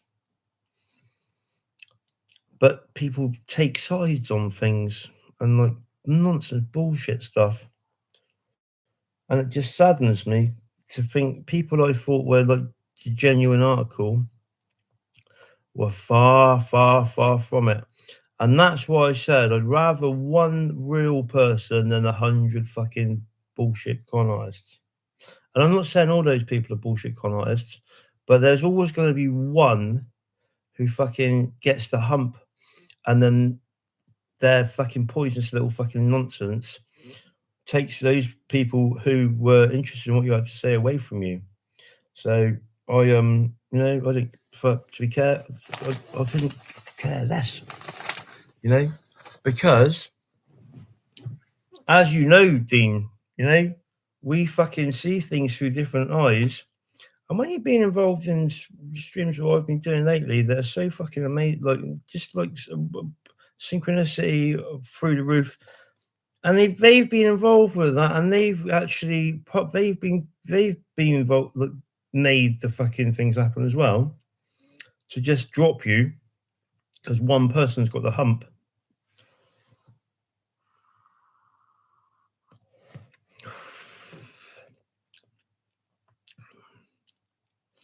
Well, there you go, Dina. So that's one thing that's always puzzled me about photography. And I swear, the very first photograph taken was magic. some kind of fucking dark magic. Because you think what's changed now, I mean, even this, how the fuck does this camera do this and put it all through the stuff? How does it do it? Really, in all honesty, you can say, oh yeah, okay, I can tickle that. But that, yes, that very first one, that, and it said that the fucking light made the crystals. Then you'd have to put it through. Remember, way before all this shit. What was it called?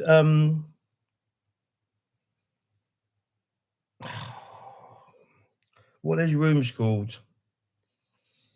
Negative. Where they had the negatives, they were called. What are those rooms called? Where they threw the fluid and you'd get the picture. And it's in it's in one of the Omens films. I swear it is. Because you remember, he sees it fucking appear on the fucking picture. Remember? In the something room. What's it called? Dark room. Remember in the Omen? When he's fucking putting the thing through the fucking fluid? And then it sees the fucking thing? And he's like, oh, fuck. And then he gets fucking either fucking lightning bolt and the fucking thing go through him, the doctor who's Doctor Who, the vicar, or that guy had his fucking head cut off from the pane of glass. Remember all that? All these fucking things? All these little fucking telltale signs that nobody ever thinks about? When you put them all together, I swear, I don't understand how a fucking can do that. There's three, there's at least four actually. Yeah, it's all about the fucking Antichrist and all that sort of thing. Damien Thorne, his name is. That's where you get Damien, the fucking Damien. Yeah, so it's like fucking all these little things. I remember watching them as a fucking little kid. I can't believe they used to let me watch that shit, but I'm glad they did. I think that's what built me to be the person I am now. Not being like not allowed to watch stuff and having to watch fucking nonsense, bullshit, baby stuff. Do you know what I mean? But there you go. But yeah, that's what I was saying at the start of this. I've been on a fucking awesome journey. And I'm so grateful that a lot of light has come. A lot of stuff has come to my sort of discernment about people lately. But the real people, it always comes out. Yes, mate, 100%. Well, they were using the obsidian and fucking in South America, fucking way back. But you know what? It doesn't have to be obsidian. You can scry from water. I've done it. You can scry from water. I mean, I scried in mirrors. Fucking, I got to a point, Dino, where I could just look at a fucking pane of glass and my reflection in the pane of glass, and my whole face would just be changing. You know what I mean? I'd see like, I don't know, 50, 60 different faces. I can't imagine how many times I've been there. But I remember seeing surface of water. Yeah, if you got a dark bowl with like a candle, so you just got enough light for a reflection. I've done that. I'd like to do it again, actually. A mirror scrying and the moon. I scryed the moon a lot, but it's a bit different than moon scrying because I just see like faces around in and around the moon.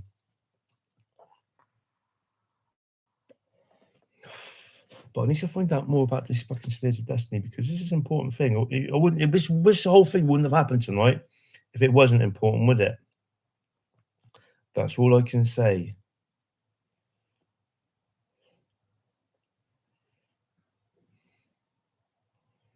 There you go. Divination and clairvoyance. Zero man, the Spear of Destiny. That's going to be rude. Legion and the Spear of Destiny. The Spear of Destiny trilogy. So it's all come from something. It comes from something, doesn't it? top 1985 game from the BBC Micro. Yes, mate. Exactly. Ever decreasing circles. Or I always think to myself, how are they ever decreasing circles? Because they're not, are they? Because they're ever expanding circles. When you drop a stone into water, it goes out, doesn't it? But I swear, when I was a kid, there was a program called Ever Decreasing Circles, which should mean it comes in, shouldn't it? They get smaller.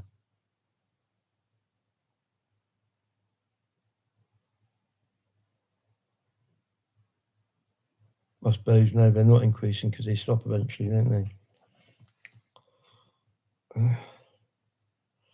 Well, I've got to find that back fucking spear of fucking spears of destiny. Spears of destiny. Oh. I was just thinking to myself, I get right into things and I wake up and I'm like, hey! And then boy, I had my cup of tea yet.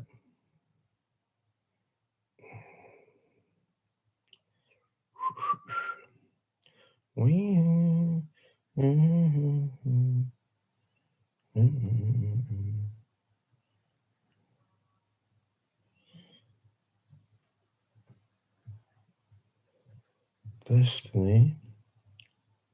Robert Coon, there we go.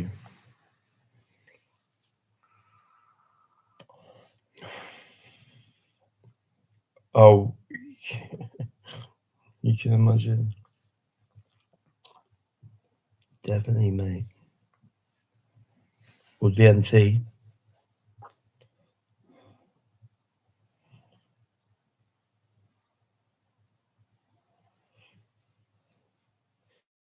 No copies available. Go ahead and fucking buy the thing. Google Books. Google Reads.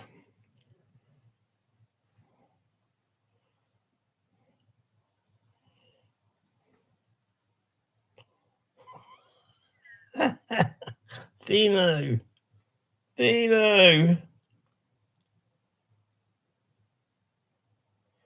Look, brother. That is the fucking logo. Can you see that? Oh.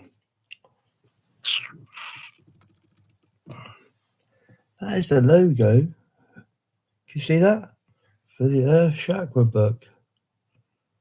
The fucking infinity. The 8th. Which we were talking about earlier. We're seeing 8s everywhere. You know, mate. I really do believe 156. Oh my god. The Rainbow Serpent and the Holy Grail. And it always comes back to the Holy fucking Grail with me. Fuck me, man.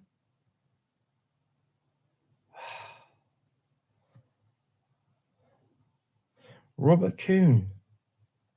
Uluru and the planetary chakras. This is amazing. Oh, God. The Rainbow Serpent. This is fucking stuff, man. This is stuff. Short videos.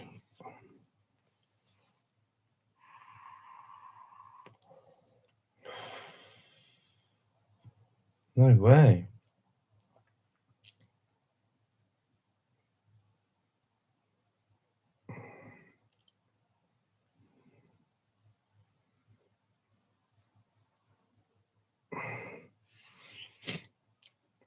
What's he got to say about it? This guy's a UFC fighter. Exactly, mate. No, but I'm not only in the heart chakra, I'm in the third eye chakra as well, according to this, which is what I said. And I had never heard none of this, but I did see a thing saying that we had 2 chakras in Britain. And when I listened to the great fucking... When I listened to the great fucking...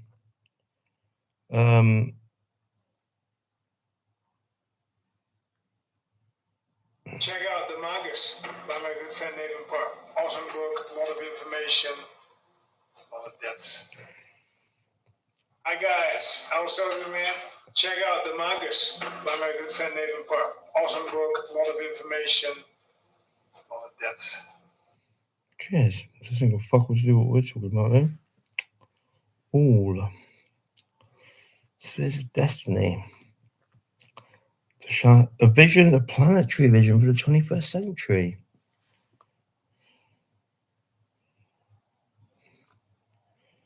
Oh. Get print book.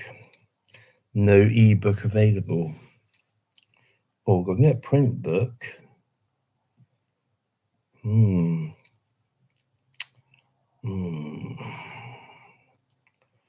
So, Dino.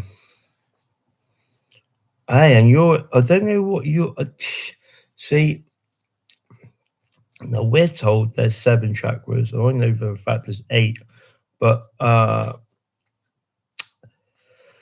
Ashara Deeb talks of 14 chakras. So, don't know. And not only that, in our body, we've got hundreds of chakras. We have chakras in our fingers, in our hands, all over our meridian points. So, I mean, could be fucking on that thing. It said that 135 chakras, if you remember me reading now. Where was it?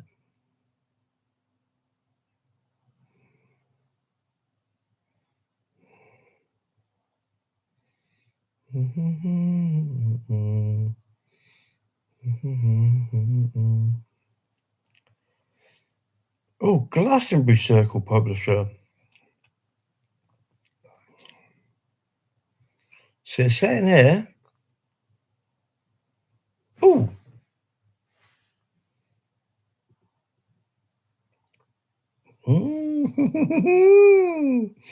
There we go. We shall download that. And I'll get that printed tomorrow.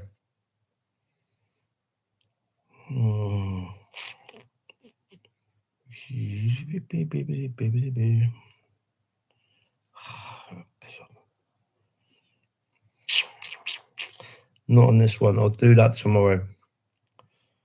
PDF.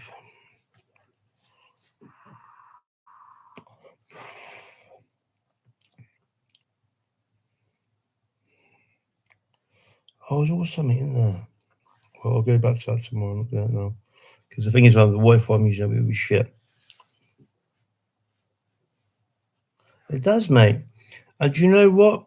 Listen to this, mate. Listen to this. Now, my friends will say, he's blowing smoke up your ass. You paid him, so he's going to say good shit. But you don't need to. What's the point? You could literally say, fuck all.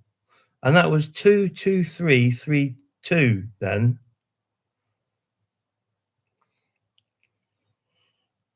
Right, Dino, listen to this, mate.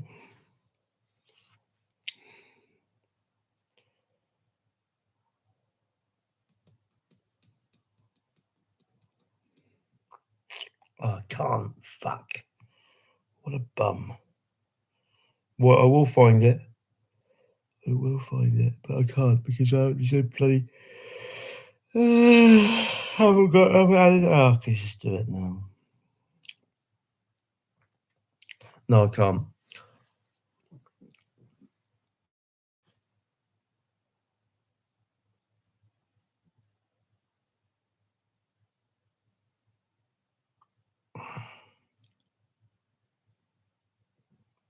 What, this book? No, because it's got New Zealand on it as like gate 11. But also, I think what we got to realise is that basically all these places that they say they fucking found and that and they didn't know about, well, they fucking did know about it, didn't they? They clearly did know about stuff. Like on those old maps, you got Antarctica and shit like that, and all these different things. They're all on there. They say they didn't know, but they did know. They did know because, you know, all these civilizations, all these things that are all aligned, and they're all the same people. That's what I'm saying. The mound builders in Ohio are exactly the same as the mound builders here, or as where the other mound builders are built, because they're all there's all something underneath it. Do you know what I mean? These fucking. Oh, well, let me see if I can find out Sean Dean. You listen to this, mate. This will make you happy, Dean. This will make you think without shadow reasonable doubt. I know you don't doubt me.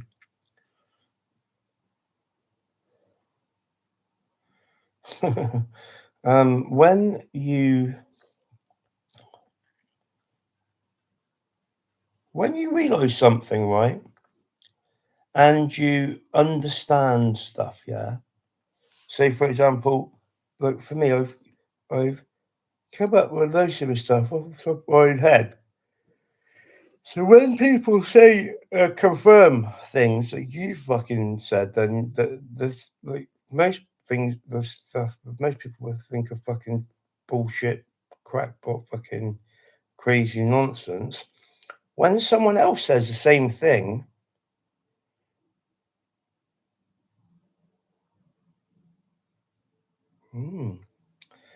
well, can you imagine how much land, if the sea levels were that much lower? Look, I do believe they have been higher and lower at points in time, right? How much land would be exposed between New Zealand, Australia, Hawaii, this whole fucking moo? You know, it'd be a big fucking landmass, wouldn't it? A very big landmass. Yeah. Right, one sec. Let's see if I can find one of the things she talks about.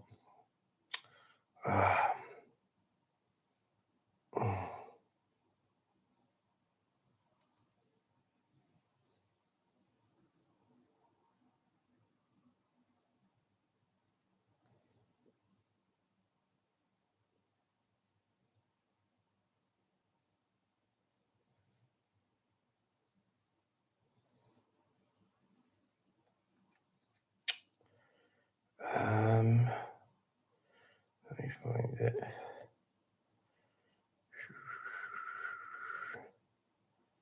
There's a lot of her stuff on there again now. She went missing for ages on there. It's all come back out again. There we go. There we go. These were the size and shapes of the continents. These were the land masses that were actually taken out through the sinkholes. And this was Lemuria over here. It was big. And basically, I got to the point now. I didn't really bother talking to too many people about that sort of stuff. I was talking about it on here because it's a good platform because I know people who listen to me. There you go, Zealandia. There you go. I didn't know that. Thank you, dude. we got left with the little Hawaiian Island pieces that are in through here. Oh, okay. So this was showing the power of sinkholes, really, and what they can do. And it did create grid destability, but they did it in a way. They did it through what are called harness fields, where you can actually harness a part of the land and not rip the plates and not make the rods fully spin. Because if you get them spinning at a certain rate, that's when the cracking starts. So they didn't crack the plates when they progressively pulled these in. They just activated the spins of the rods to a certain degree, and literally, it would be like a light wave ran through a piece of land, right? And then it started to vibrate like this. If you were standing on that land before you blinked off and disappeared with it, you would see almost like EM heat waves in the air as stuff started to literally come apart.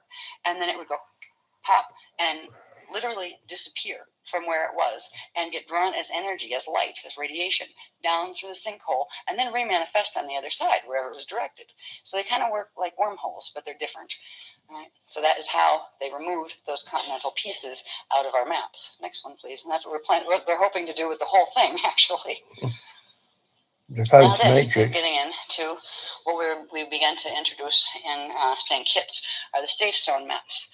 And the safe zone maps have to do with something called the Shield of Solomon, which is it is a host shield that is plugged into the Hear large this? host, but it also runs the frequencies of not only our A10 event horizon, E4 event horizon that we are on, that our systems are on, but our aggregate twin system and the cosmic spirit body and our universal cosmic spirit body is the A10. When I heard this her for the first time, and she was basically a large core of the stuff I'd been coming up with and realizing she's there saying about all this 20, 30 years ago.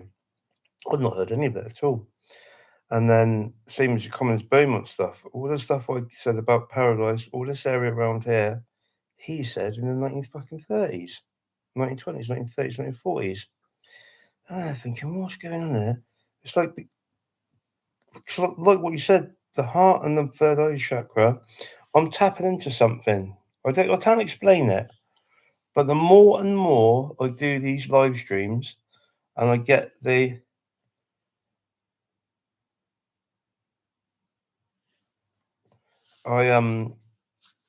more and more I get these.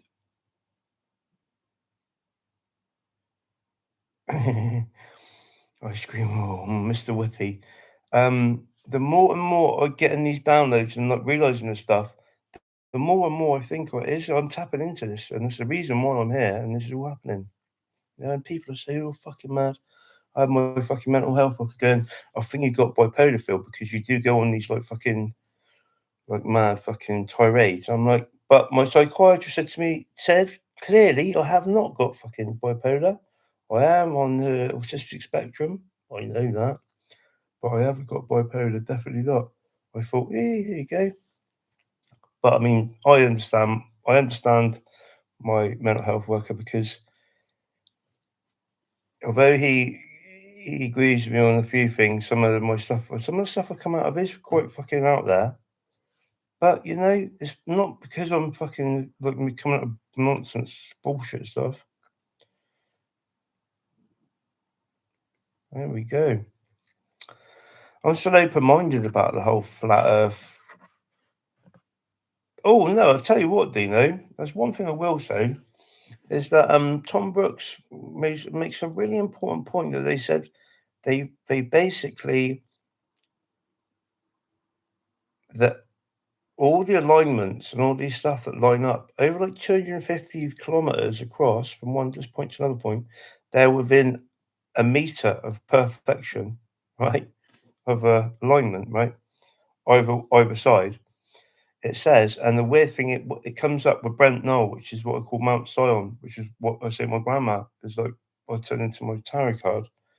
It comes up with that picture. It says that the whole thing was of a flat plane taken from above the ground, and he says it again. It's worth saying again that these things were plotted on a flat plane taken above the ground, which means the only way we could do it was from above the ground. Now, you couldn't get above the ground, could you? Even at the highest point, to be above the ground means you're in the sky. So I've always been a little bit like, I don't know about flat Earth, really. Although I can 100% go with it, because I can see how I've always felt like it's like, I just think that it could be. I don't know. The thing is with flat Earth is because the moment you say flat Earth, then they say there's no such thing as space. I'm like, well, there is obviously space. There's got to be space. Maybe there's not. Who knows? I'm open to the fact it could be a flat plane, but it could be a globe. Why don't you see why it can't be a flat plane within a globe? So you could have if you can have a firmament with a semicircle dome, then why can't you have a complete circle? A ball with maybe on the other side of the ice wall, you go through, and you got a flat plane on the other side. Who knows? I just think it causes too much argument. Flat Earth. So that is the strongest. I don't like to go on about flat Earth, but I do see how it could be a real thing. I'm not denying it. Kitsgate, which was the Paget 13 gate, Paget Shala 13. We have a Shala 13 gate over here in Corral, Peru. That's the core gate.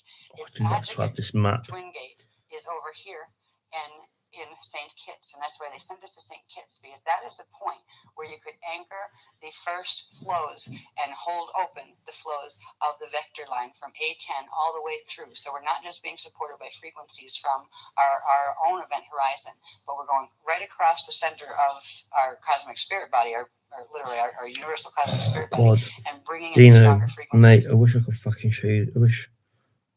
Well, I don't know. I know you can do it on StreamYard, but I haven't worked out how I can. Well, how you didn't get in trouble for playing these sorts of things, like getting that taken down. But can you see that? See that map? This is all overhead projector stuff. I actually had a print of all of Earth things, but the problem is always it's never just a fucking straight thing. There's always because they're all taken from a book. I can get the actual map, a printed copy of the map sent over from America, but they want fucking 50 quid fucking postage. It's like, fuck off, 50 quid for a fucking tube. You know what I mean? If it costs you 6 quid, but you have to pay 50 quid postage, you're like, fuck that. I'll print it off. But when they print it off, it's always got like the fucking center part of the fucking book, and that's all, it goes straight through Britain. So you can't really see it properly. It fucking drives me bananas. And then when it is printed off, it's so fucking minute. I can't fucking, I'm like, oh, maybe no glasses would be better. I can get a copy of that though tomorrow morning. So that's why St. Kitts became very important St. as the fueling point for something called the Shield of Solomon. And the Shield of Solomon you hear that, Dino? is meant to be able to run enough frequencies through the A10 gates to be able to prevent the... And that's another important thing, Dean. That's how I found the fucking astronomical observatory on the Mendips, because Edmund Marriage said that they used to calibrate their instruments. So back in way back, when all these fucking Hillfort and that age of people, they were big time astronomers and they knew the stars better than we did. But they didn't have telescopes. They had these huge copper plates, a bit like these obsidian talking about, but super polished, shiny copper plates that they would reflect. There you go. They would reflect the stars down into water, and that's how they'd be able to fucking, like, that was their version of a telescope, reflecting into water. And they calibrate the instruments and their fucking water courses to be able to do this from on the Mendip one from the sea here, because it's always perfectly level. Obviously, when you're at sea level, the waves are up and down and it looks like it's moving around. But from a height, it's completely perfectly flat. It's perfectly level. So there's another little nod to that one. Omega code, at least temporarily, to prevent the Omega code from shattering the grids, where it can counter the rod spins and it can keep the grids together long enough for a proper evacuation to take place. And the whole plan. And that's why when they talk about sea level rising at the moment, it's bullshit, because they'll say, oh yeah, one place the sea level's risen and things are fucking, but it's not. It's because the ground erodes. The sea level has not risen, because where I live, I've lived there now for 40 years. And if we're going to go on the sea level's rising, even just a fucking millimeter a fucking year, or a centimeter a year, or whatever it is they fucking say, then it would be underwater here a long time ago. A long time ago, because it's all under sea level here. So, it just goes to prove, and not only that, the nuclear power station they're building, which is going to take another 20 years, if you're going to go on this whole fucking projected sea level rising bullshit thing, it would be underwater before it's finished. So why would they chuck all the money Britain's got for the next 30, 40, 50 years into something could never complete? It just wouldn't, would they? It's utter nonsense and bullshit. But you say it to people because they're so part of the fucking cult of fucking global warming and fucking... Even I don't even believe fucking global. We've always had fucking weird weather. We always will have, and ain't that much. It's no hotter now than it ever was in the summer. You know, I don't believe it.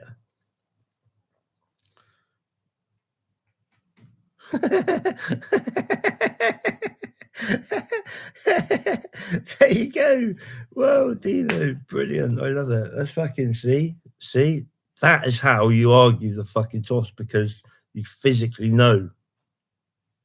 It's nonsense. The sea is the same sea all the way around the world. All the oceans, they're all connected. Apart from the seas like the Black Sea or the fucking Caspian Sea, or just thinking about Sea of Cortez actually. But these inland seas, all the rest of the waterways are all connected, aren't they? So it's the same water everywhere. So it's not going to go up in one place and not anywhere else. Because as we've just proved, the level is always level. So if one place has gone underwater, everywhere's going to go underwater. Am I right or am I right? I'm right.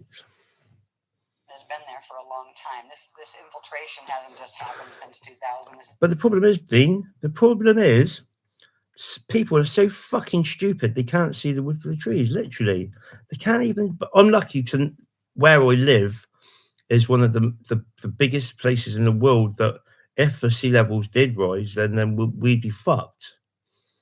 So having known that and physically lived it and sort of bit by bit thinking, this isn't a very good fucking argument, but everyone would much rather believe what they're told than listen to some stupid person like me. So I'm a fucking idiot. I'm a fucking cuckoo. I got no teeth. I'm fat, so I must be stupid. Well, some of the most fattest people with no teeth are some of the cleverest.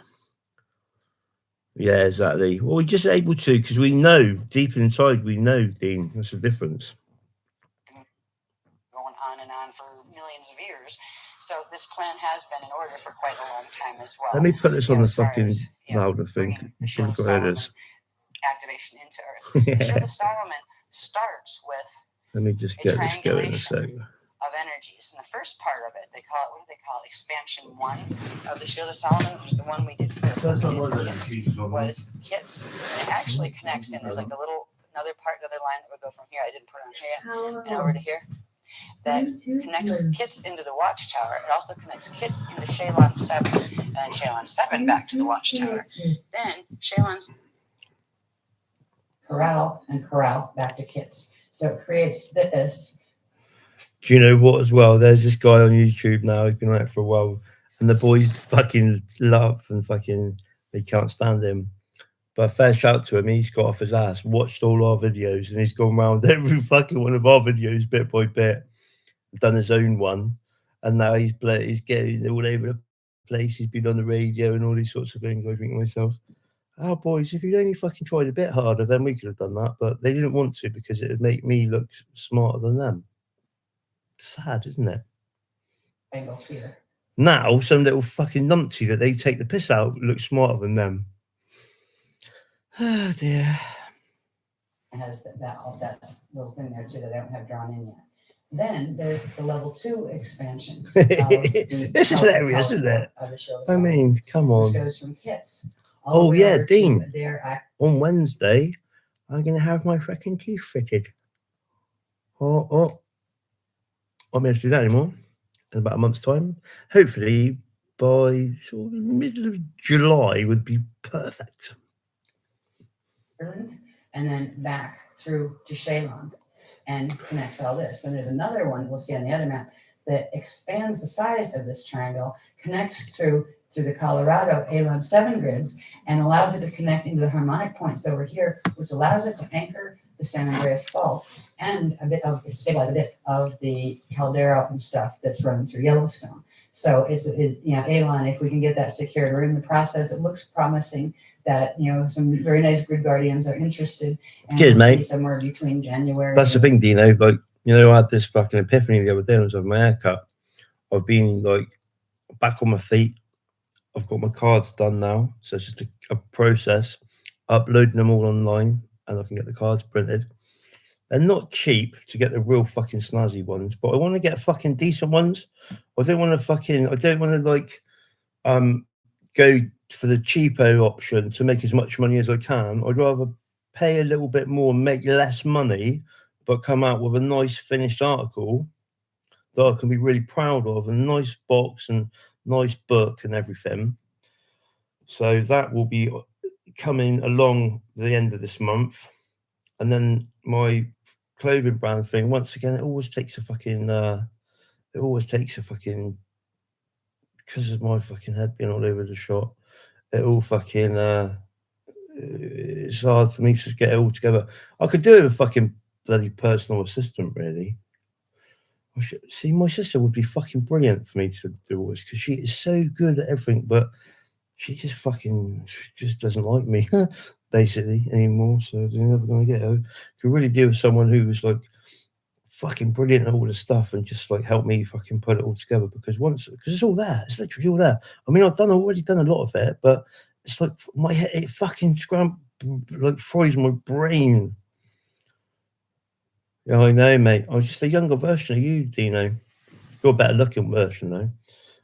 But like all the stuff, it's like so hard for me to fucking just concentrate. Like, I mean, I'm pretty chilled out at the moment because at the end of the day, I'm not running around here, there, and everywhere. But if I could get fucking just someone, I'd pay them as well. Do you know what I mean?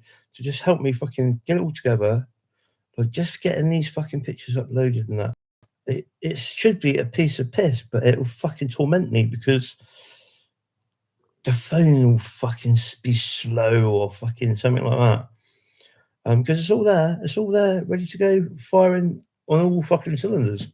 And once one thing kicks off, the whole lot will go. Do you know what I mean? But the most important thing for me is a decent product, because these things cost a lot of money for people to buy.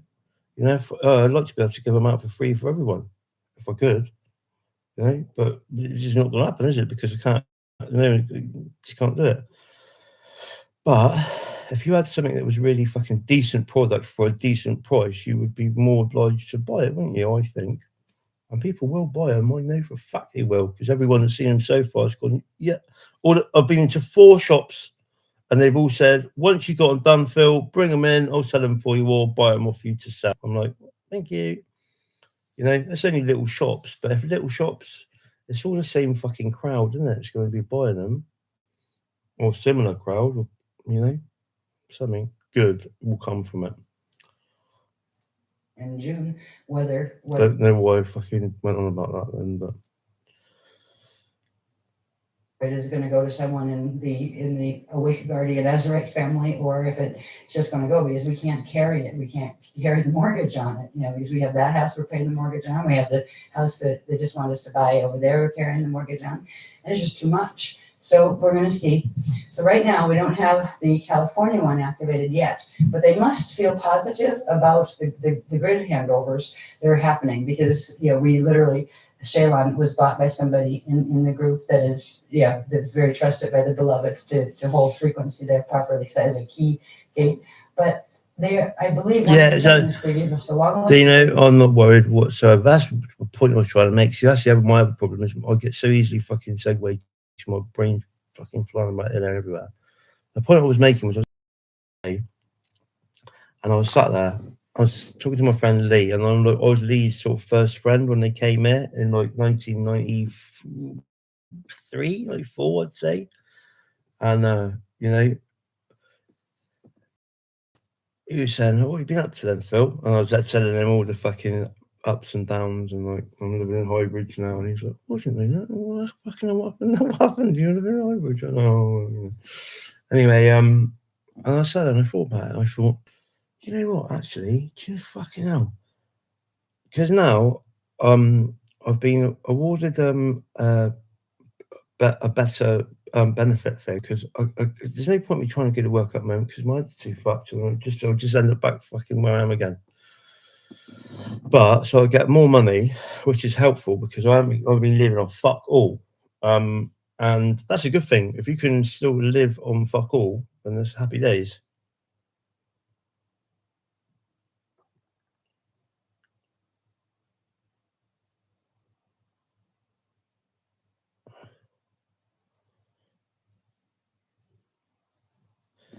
Yeah, well, it takes time, doesn't it? You just need to put it out there a bit more. It's one of them things, isn't it? Everything takes a little bit of time. People are too quick to fucking self straight away for as quick as they can. But yeah, what I was saying to him was, and I would imagine it's better to sell a house in the summer in your country, isn't it, than in the winter? Same as there, and you're in the winter there now, aren't you? Coming into it. So yeah, so what I was saying was, imagine it's all coming together now. So I'll have my teeth done.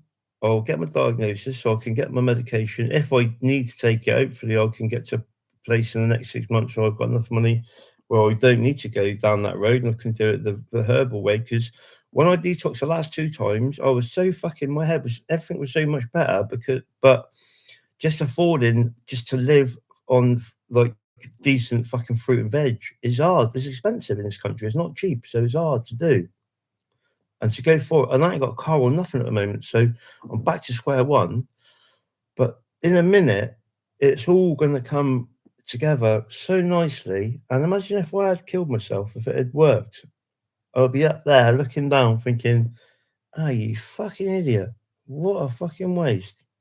You know what I mean? And it's true, isn't it? And that's like if it's in part in any way, shape, or form, my artwork, all these things, like all any of these little things, even if it can help like 1, 2, 3, 4, however many people realize that it's not actually all that bad, as long as you live a fucking life where forget all the fucking rules of like the laws and all the bullshit stuff we're forced down our throat, what you should be like.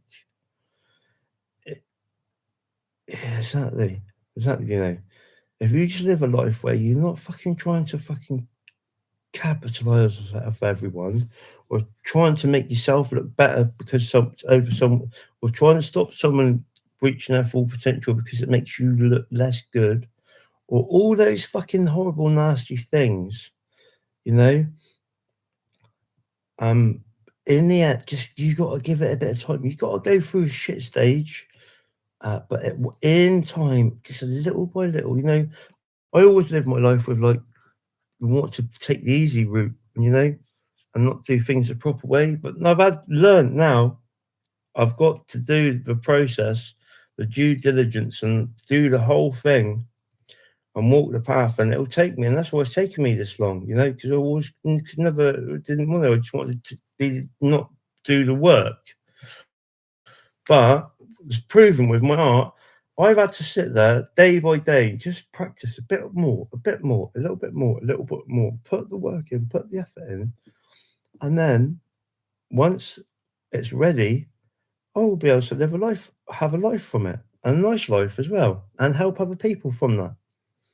And I think that's the overarching message to people, is that you try and fucking cut corners and do things lazy, it never comes to you.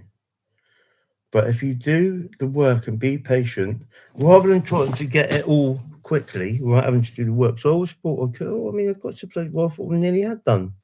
But because I fucking was greedy and lazy, it bit me in the ass. But if I'd actually, it's like what my dad used to say to me, I'm trying to give you 60 years of experience in 16 years. You'd be stupid not to listen.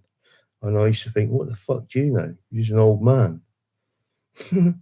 Maybe if I had listened to him from day one, but none of this would have happened, and none of the experience of so I can help people. So, I know you appreciate that, Dino. And there was that. I did, I didn't want to be here. I tried.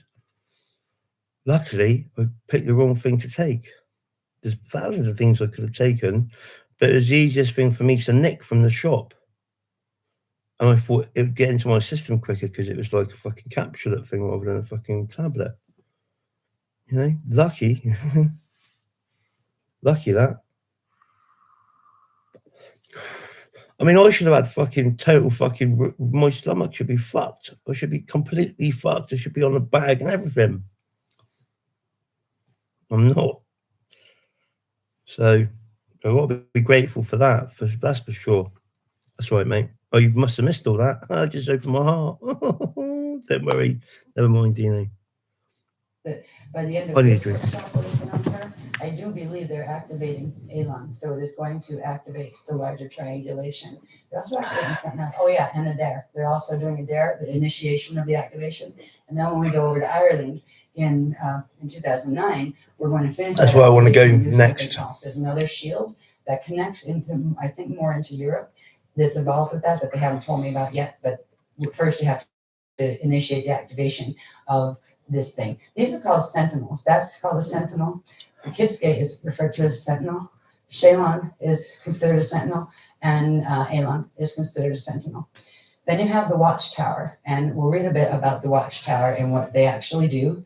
The watchtower is the Carinatus point of median Earth. So on median Earth, the Carinatus point of the planet is there. And this is the watchtower is the median Earth Carinatus point anchoring shield down here.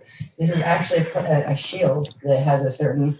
One thing I definitely have to do is try and implement some of the stuff that Squirrel's been saying about putting with his AI thing. And I know you're wary of AI, and so am I, to be fair.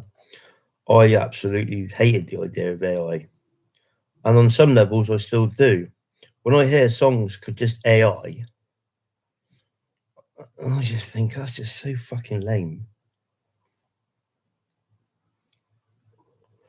Yeah, mate, you know, for a long, long time I couldn't. I was ashamed of myself, very badly ashamed. I mean, still am a little bit well, no, I'm not ashamed, actually, because, you know, no one knows what it's like, what I've been through, you know. And I had it easy. I had it fucking easy with my dad, really, if I'm honest. It's not even, that isn't easy for anyone to go through, but it could have been a lot fucking worse. Do you know what I mean? A hell of a lot worse. And it was fucking horrific at times, but like, it had its peaks and its troughs, but it was pretty shit. But I had to do it. I had to go through it all, you know, and I wouldn't change it fucking anything. I'd still go back. I'd still look after my dad now, even if I knew I was going to get written out of the will. You know, you should have seen my fucking. You should have seen my mental health worker and the psychiatrist when I told them after all the stuff. And then I said, and then when I found out I was written out of the will, I was like, I just thought, oh, fuck this, I can't be bothered. They were like, what? Even after you do all that? I was like, yeah. And they were like, wow. They were like, fucking hell. I said, I wouldn't change a thing. I said, I'd still do it, you know. I actually had quite a good time doing it. I got my dad back, and he's my best mate by the end of it. Obviously, it's a fucking horrible thing to experience your dad go through, but it was a fucking good lesson in life, believe me. You know, and it taught me. So you know, life's so fucking short. Who gives a fuck? I would rather be at a point, and this is I'd actually do this. Yeah, you know, my dad, he wasn't a very nice person at times. He was a pretty hard fucking cool fucker, and he was shit with his partners, his wives, and even when he was in his even to his dying day, he was knocking about. He had 2 or 3 fucking women on the go. He was always the same. He'd never change. I think being in the Merchant Navy probably started that for him, you know, and that's just how it was. You know, my mum doesn't like him, you know, but he wasn't very nice to her. You know, the women in his life don't like him. Yeah, you know, but you got to put yourself in their shoes. I think what happened with my dad, he had his missus in England, and then he had the missus in Ireland because he was on the Guinness run in the Navy from Merchant Navy. So he's in Ireland 1 week, England next week, or Ireland 2 weeks, and he was in love with this Irish woman. And then his missus got pregnant with my brother, so he had to come home, and then that was it. Knocked it on the head. So I think from then on, because he wasn't really in love, he was probably a bit fucking resentful. He was just a womanizer. And you know, but it is what it is. We've all got our fucking faults, haven't we? And in some parts of me think you shouldn't. No one's going to be. Well, you do get them that have stayed forever, a long time, but all those people. There's always a rocky fucking road. There's always a rocky road, isn't there?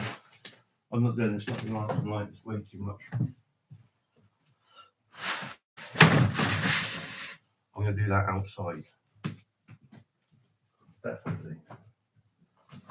Because I'll go and sit on one of the fucking. But I can plot these points on this map. And I need to add a couple of things to this map so that I have got Hawaii and Australia a bit better.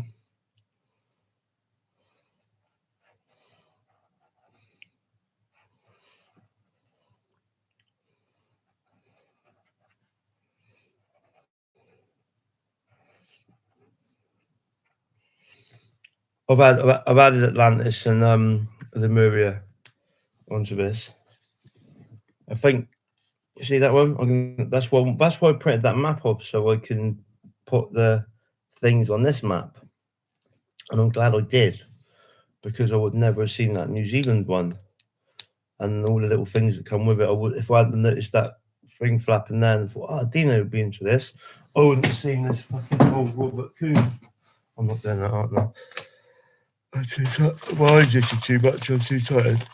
But I wouldn't have noticed that Robert Coon thing, and I wouldn't have noticed the destiny of the spheres. But yeah, it is. Forgiveness is a really important thing.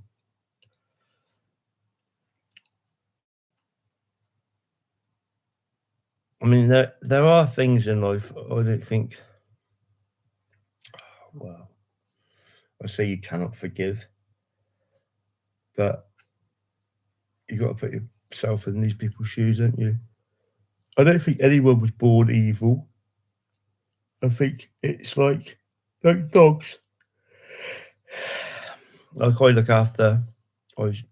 Luckily. Oh, you've seen my shorts with the new little princess Mitzi. You know, I never thought I could find a more perfect dog than Xena. But in all honesty, Xena was fucking hard work. She was great in the house. Like when you first come in, she'd be like fucking all over me, like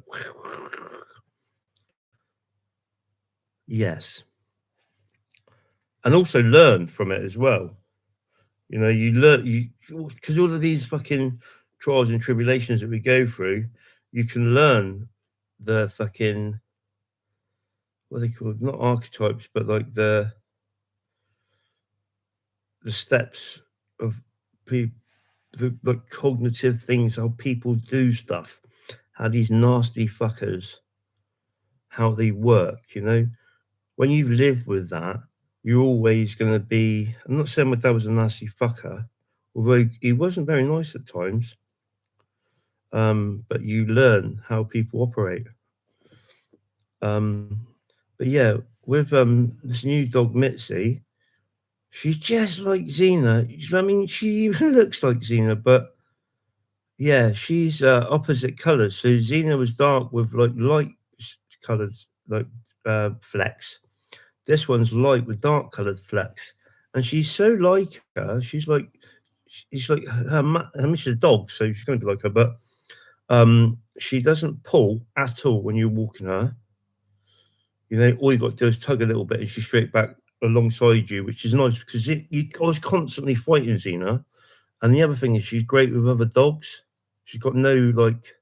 Xena wasn't like trying to like fight other dogs. She just wanted to play with other dogs. But this one's it would just stand there. She'll just be letting them step around there and doesn't get fucking arsey or nothing. So it's like, I love Xena. I would have kept Xena as my dog if I could have done. I still would have her now until the day I die. but I'd also have this other one. In a weird way. So all the good bits I got from Xena, this one loves me straight away, because all the rest of them, I mean, her mum, Lacey, obviously she loves her dog, but she doesn't want to take her for walks. That's guaranteed. And she probably doesn't get the same love as she gets from me because she's got a boyfriend. Do you know what I mean? Not that sounds weird, but whereas like Sam is always kicking off. Like she's gone off again today, kicked out again today. Poor bastards in the back, fucking down the back lane of her house, sleeping in a makeup fucking bed off the floor in a sleeping bag. I'm like, I'm like, Belle, you just got to fucking like move on, because she's just going to keep doing it. It's not worth it. But he loves her. He's loved her since he was like in primary school. So it's like, I don't know what to say. Poor Dale. It's like heartbreaking, really, because he's a real nice guy and he tries and tries, but she's on him to do things constantly, and then she just loses the plot over something fucking mad. But she can't kick this dog out without kicking Lacey out. But Lacey ain't gonna fuck the dog off, and Sam won't fuck Lacey off because Sam's long story, but Sam's got 6 kids, and the only one she sees now is Lacey. So she won't be kicking Lacey out anytime soon.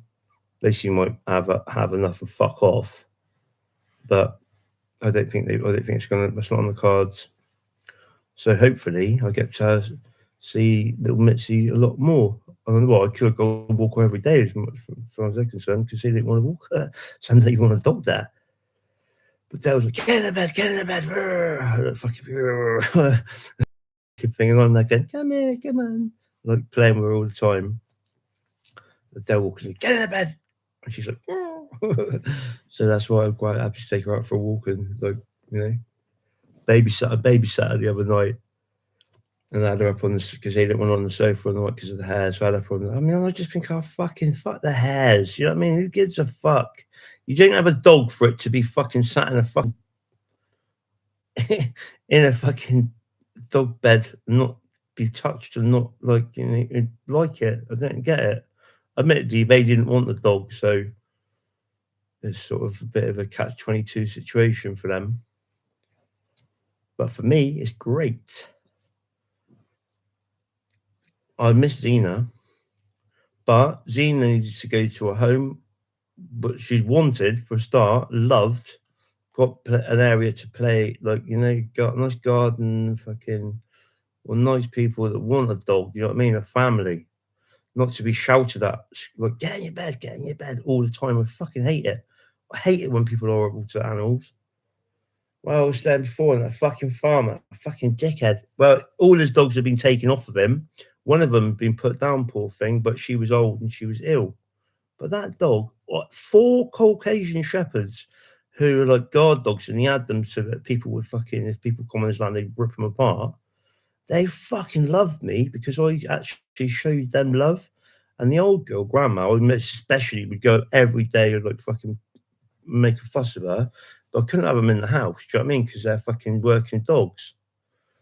And the other 2 dogs were poor little fucking bastards. And that's why I was like, fuck staying there. I'm not fucking being involved in this bullshit, you know what I mean? You shouldn't have dogs. It's just a fucking dog. Don't be so fucking soft. It's a fucking dog. Is what he said. And I thought, you cunt. As soon as he fucked off, I totally changed how them dogs were fucking spoke to and fucking looked after. Do you know what I mean? I fucking hate people like that. Absolutely. I thought to myself, you know what? I fucking hate you. I don't say that about many people, but certain people I fucking hate, and they deserve all the fucking shit that ever happens to them. Good, fucking, tough fucking shit. You deserve it because you're a fucking horrible, disgusting, vile creature. Yeah, exactly. Who? Me or your dog?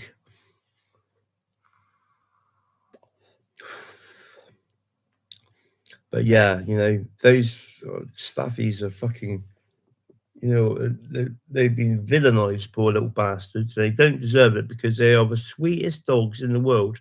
They can be a little bit funny with other dogs, but then that's what they're bred. That's like fucking being put into them. Do you know what I mean? Puppies aren't like that with other puppies, are they? Oh yeah, what's he called again?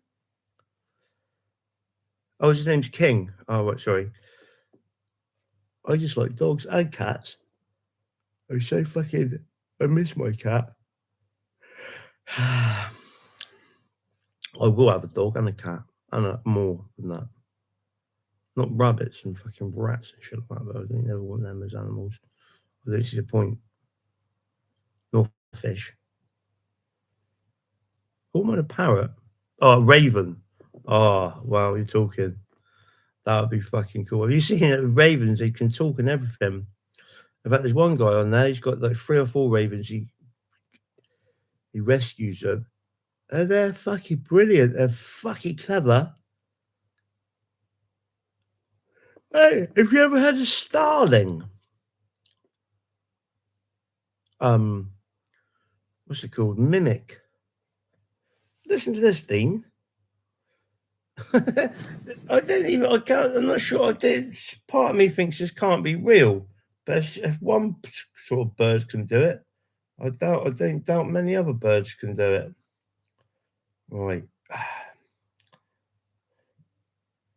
Starling.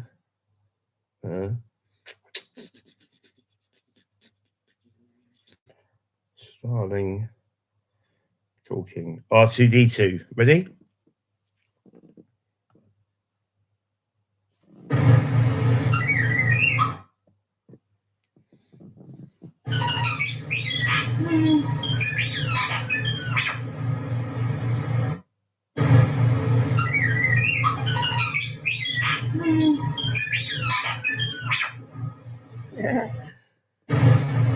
Now, is that real? Creepy or beautiful?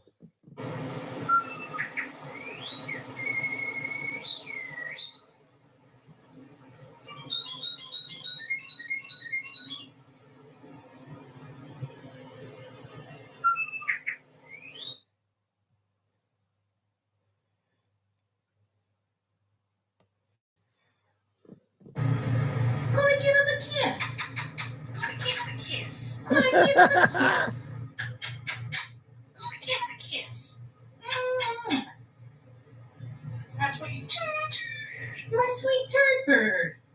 Who's my precious jelly bird? Who's my precious jelly bird? Who's my precious jelly bird? Who's my sweet jelly angel? Who's my precious? Yeah, but Dean, do you realise when they bring mice inside, that's like that trying to that's like a fucking present, showing them how much they love you.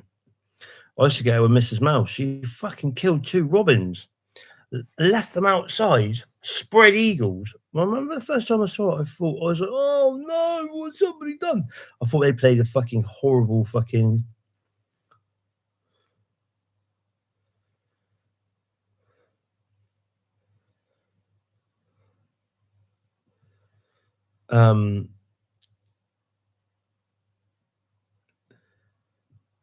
I thought someone had played a fucking horrible fucking prank.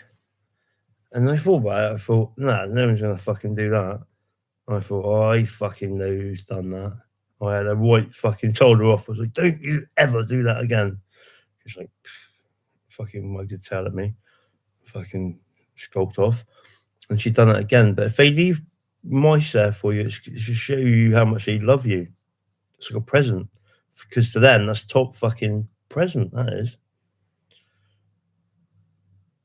Yeah, I mean, they're fucking mental.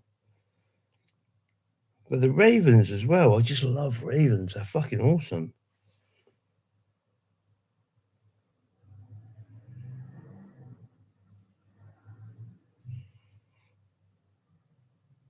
Find it. Actually, let's go back to this Ashrana Dean thing. My battery's gonna go on the computer in a minute.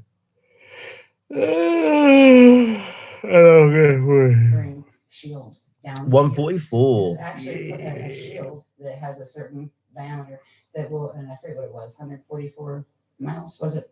Like across? Yeah. is 144. I said 144. What did she just say? Shield down here. This is actually a shield that has a certain diameter that will, and I forget what it was, 144 miles. Was it? Across, yeah. Oh, dearie me. That I had no clue she was going to say that. I promise you. It is a slide city platform. It's one of those that the portions of it that are made of chalet alike can upstep, and the portions of it that connect to the elements. Oh, I love it. Oh, median Earth shift down, and they meet. The two sets of atoms meet, and the ones for the elementals from median Earth literally bond to the light units, or the mana that we're collecting in our body, our light quotient, the light quotient around the atoms, and literally pulls them up into elemental manifestation. They are for slide. So they're literally slide platforms. There are other ones of these too. That is the power grid as far as this. It's almost like air traffic control, right, of the planet. This is where the primary gate that feeds it and links it into the host from A10, from the A10 vector, which gives it more power than it would have. No otherwise. Fucking way. Now this whole... You wouldn't believe this, Dino, right? I'll send you a link of this. Now, I haven't really looked at this thing, but now she's showing on this map. Tom Brooks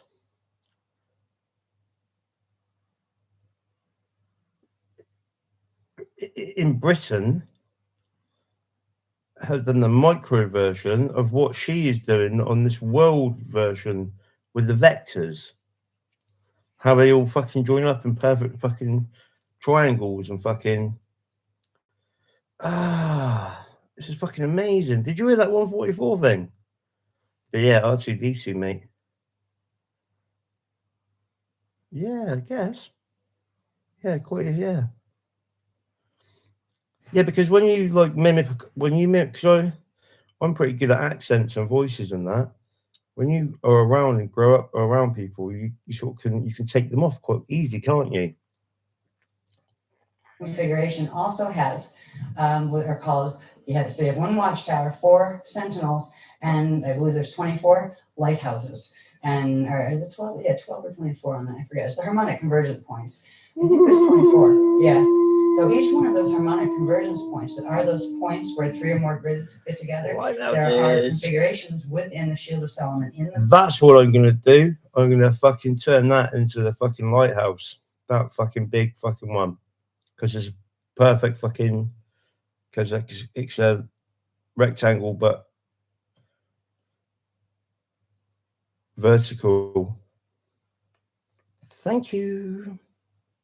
Planetary grids, going down the mantle and up into the crust, that actually activate and plug in to the Shield of Solomon as it progressively activates. So this is the core triangulation of the Shield of Solomon. Then this plugs into the arc hub gates, and then they can plug into the planetary gates. So it allows for the expansion of these areas that now are plugged into zones that can slide. So it allows for the creation of slide zones, where that up and down between median Earth and here can happen on the atomic level.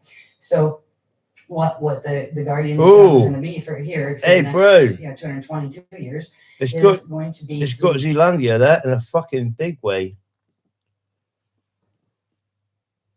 Hang on. How do I do this?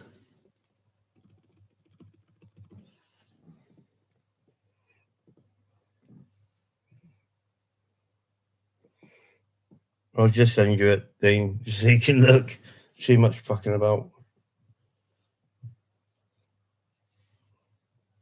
Progressively get this activated, which we're working on now, and then to hold that activation. Fucking hell, Zealandia was massive. The slide gates and how to work with this, and because it's fascinating material, but it literally is. Yes, it's a very complex process. First, we had to understand for 10 years, they've been teaching us about all sorts of things about the grids to the point where it's exhausting. It's like, who's on first? I don't even know anymore. As far as the grid work goes, it's so intensive. But they're trying to help us understand. This is very high level stuff. If it weren't a crisis, evac. It says on there, this is showing the power of sinkholes really and what they can do. It did create grid instability, as they are trying to do in Africa. It began in Africa. If you believe that, you believe They anything. never would have taught us this information that they are giving in the last couple of years, but they could see it was progressively going that way. And somebody has to hold the host, or nobody's going to get out of here. So fortunately, you guys are here. Because I mean, And that's another thing which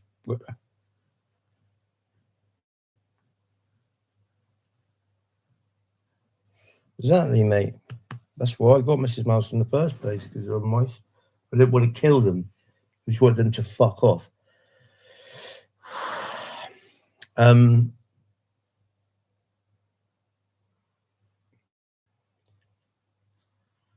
People get so offended by stuff, whether it's fucking sex, what sex you are, or age, or fucking gender, or gender, or sexual orientation, or race, or all the fucking multiple different things. People get really fucked off if you say something, and it isn't like directed at anyone. It's just a knowledge I've got that I'm trying to pass over, and people can get so fucking caught up in this whole fucking thing. It's because we're all, I was saying about Britain being Atlantis the other day, and then everyone got on their fucking said, "No, it ain't all about Britain." And I was like, "I'm not saying it's about Britain." And I said, because I said it all started in Lemuria, before it was Atlantis. So yeah, it's not all about Britain, but Britain is the remnants of Atlantis. We're talking about Atlantis. And then two, they ain't even from this fucking planet. It's from another planet, and it all come into fucking Hawaii, and it all moved out from there. So like when people get all fucking arsy about religion or race or all that sort of stuff, it's got fuck all to do with that. It's got literally nothing to do with it. So people just get off their high horses and sort of get fucking saying, "Oh, he's being a fucking egotist." I'm not being an egotist at all. I'm just a person. That's it. Matt couldn't do it by ourselves either. We'd be fried by now. This is fucking amazing, though, Dean. This connects in. Now, these are the natural rods and chambers, right? Remember, this is where I don't have it on this one, but it's through this one that comes the transcendental passage. That's the Bardo chamber in the back, right? And there's all sorts of processes that we will eventually learn about this. We do have this is the core of the shield. It plugs into the next one, which is, I think that's showing the lighthouses, right? Yeah, they're just showing you the lighthouse areas, right? These are the lighthouse harmonic convergence points. Lovely. I had stuffed hearts earlier. That was nice. See, once again, now she clicks onto another thing, so she's highlight, because remember the overhead projectors? You used to get them fucking see-through film things, don't you? So you could just lay one on top of the other. I mean, computers do that a lot easier now, but I can't fucking. I'd love to have a bloody overhead projector in here now. Just play it on the wall so we could go, look, there you go. But for now, you just have to listen to it. These two that sounds are lovely, actually Dino. Considered one. We have these two close together, and these two are close together. They consider those one lighthouse for some reason. All right, and this is the grid space that the Shield of Solomon will cover. So that triangulation that I don't have on this map, and I'll show you both together. Oh, mate, this is but the amazing. triangulation that we saw before actually activates this whole shield set, where whatever quantum of the net Earth planetary shield is holding the ability to anchor Christ frequency or the Christ host, it will start with this. This is the Solomon shield. So this creates a safe. I love nothing better than a good stew. And lamb is my favourite. I bet you get loads of lamb cheap over there, don't you? You should do. You ever seen that film Black Sheep? You must have seen it about in New Zealand. I like that film. It's a shame, actually. It's not enough stuff. But back in the day, there was loads of fucking Australian stuff in England. But there was one New Zealand soap or two. One was about a police force. One was about a hospital. What they're called, I don't know. But I do know that one of the guys from it is really famous. My battery is about to run out. Right, Dino. On that point, I'm going to go to bed. But I will send you the links to, yeah, massive landmass, mate. I'll send you the links. I'll send you this, and I'll send you the Tom Brooks thing. I would say watch the Tom Brooks one first. The 6 short video. This is all one video, but they broke it down to 6 10-minute videos. When it gets to the bit when he says about it being the flat plane taken from above the ground, look at it. It says Brent Knoll, and that's here. That's where I live. And that's the hill, what I call Mount Sion Grandma. Look at the shapes when you line it all up. Then watch this one. I mean, we're only 10 minutes into it, and it's already fucking showing the same fucking shit. This is ancient stuff coming up with like vectors and fucking like, you know, cubes and shit that hadn't been invented for 5,000 years after this stuff's coming out about, if not much older on this global scale. And it's just such a lovely reminder that, you know, we're just a fucking speck, but it's the speck that we're at right now, and it all happens at the same time anyway, so don't be worried about it. You would all be alright. Love you, mate. Really do. You're top man. Thank you for staying there with me this whole time and always being there with me. You know, I know that if it come down to it and people were fucking dissing me,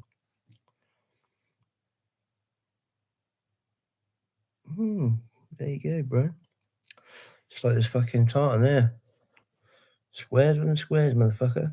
I know that if it come down to it and people were fucking dissing me and the thing where I wasn't in, I know you'd have my back. Vice versa, mate, 100%. And like I say, I would rather have one you than 100 fucking nobodies. Do you know what I mean? Or 100 people, somebodies, because you're worth more than 1 million. I love you. All right, mate. God bless you.